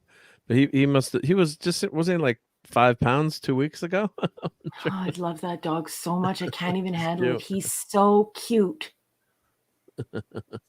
We don't have the little Kirby picture anymore, I guess, right? Yeah. No, we've grown with him, but I told Eric he needs to get all the pictures together and start a little Instagram for him and maybe do some YouTube because, it's very timeline cleansing. It's very social media cleansing to have little encounters with Kirby. Eric sends me little videos of him all the time. And when you get on Twitter and it's just complete and utter trash, and then you go into your private messages and there's Kirby having a ball with Eric. Eric's playing with him and, he's fetching or he's being a clown because he has such a personality. Yeah. It's good. It's good for the soul. Yeah, it's cute. And also I got to mention too, as we're talking about our favorite good night, Dad Man. dogs for the show. Take night, care, Dad Man. Dad Man Clan is Apollo's Minion. Check out her channel too if you want to see awesome truck dog videos. So she's got a great channel too. So with Simi has a channel and you should be over there. Yeah, let me put that link in. Kirby got his last Kirby shot. could have a channel too, like you said. I agree. Yep. That's right. Right? People need it Yes, sir. because of all the information out there that is so draining. It's really nice to get a little charge back that's positive, that feels good. And Clobby and I love dogs, and we know you love dogs too, Mark. I mean, bring For on the sure. Yep, dogs. for sure. Bring Yep, on the yep. dags. Dags. Yep. Oh, some Well, cute, guys, it's a truck school dog night. stuff. Yeah, let's get moving here. And And we started not late, I feeling guess, well. too, right? Yep. Raquel's not not late feeling early. well, so. All right, everybody. I want to thank you all for being here with us tonight. Really appreciate it. You've all been fantastic. Great hanging with you. Sorry we had to start early and everything like that. We'll be, you sometimes it happens even on a Thursday night. Quick show notes. Actually, Raquel, did you have anything to say before we get out of here? Yes, I want to thank all of my Patreon subscribers. Thank you so much. I want to thank all the wrenches who work their tails off for nothing just because they're good friends. Thank you so much for adding to our community and just being great ambassadors of YouTube and friendships and this, the nerd and geek communities. I want to thank everyone for their wonderful conversations. Each and every one of you added to a marvelous conversation this evening, and I am so grateful for you. Without you, we are nothing. I am going to be appearing as a guest author at the Fort Fan Fest this weekend. It is a comic convention. I will be there on Saturday and Sunday. If you are in Alberta and you have a chance to get to the Fort Fan Fest, I will be there. Be there or be square. I want to thank Mark, who is a marvelous maker and a wonderful friend. Thank you so much. Please make sure that you follow Mark. And last but certainly not least, let's get to this as quickly as possible. I love you, Clobby, with all of my heart. I love you. And you are such a wonderful friend to one and all. Thank you for creating this space for us. I absolutely adore you. Love, love, love you. Aww. Thank you for tonight. And thank you for you. this community. And just thank you for being who you are. You are the grand poobah of all of geekdom. I adore you, baby. Mwah. Love you. Thank you. Well, that's fantastic. Thank you so much. And I love you. I hope you feel better. This has been such a great time as always. And Marco, Chief Engineer, anything final words before I do? Well, real quick. Just want to, thank Raquel for those nice words. And I just put her Patreon in. So make sure you go, if you can, go check out her Patreon. I want to thank my Patreons, Shooter and Brian Hepburn, very much for that. And check my Patreon out if you want to get a Doomsday Machine, but I just don't want to sell too many, so we keep the universe safe. Maybe a few would be nice, but no, always appreciate being here. A lot of fun today, and I needed this tonight. So, glad to hang out with you guys. Everyone in the chat was we got to talk chesticles and everything else. So sorry about that. It was a lot of fun. But as long as the lady brings that up first, then I feel very safe. So sorry about that. No, don't be sorry. We love that stuff. That's what makes the show fun. So we gotta have a good laugh, right? So but thank you. Well, everyone. hopefully It was people a are great laughing. night. Yeah, everyone's laughing. Everyone's having fun with that one. So Dad Man was shocked, but yes. Sorry, Dad Man. Yeah. Mrs. Dadman probably wasn't shocked. She was like, yep, chesticles. Yeah. No, I'm kidding. Yep. I'm just kidding. I'm kidding. What are those? Yep. Going to be quiet now. But thank you guys. And looking forward to Sunday Night Geekery this Sunday night. So hope to catch you all there. All right, then, everybody. Let's see your quick show notes.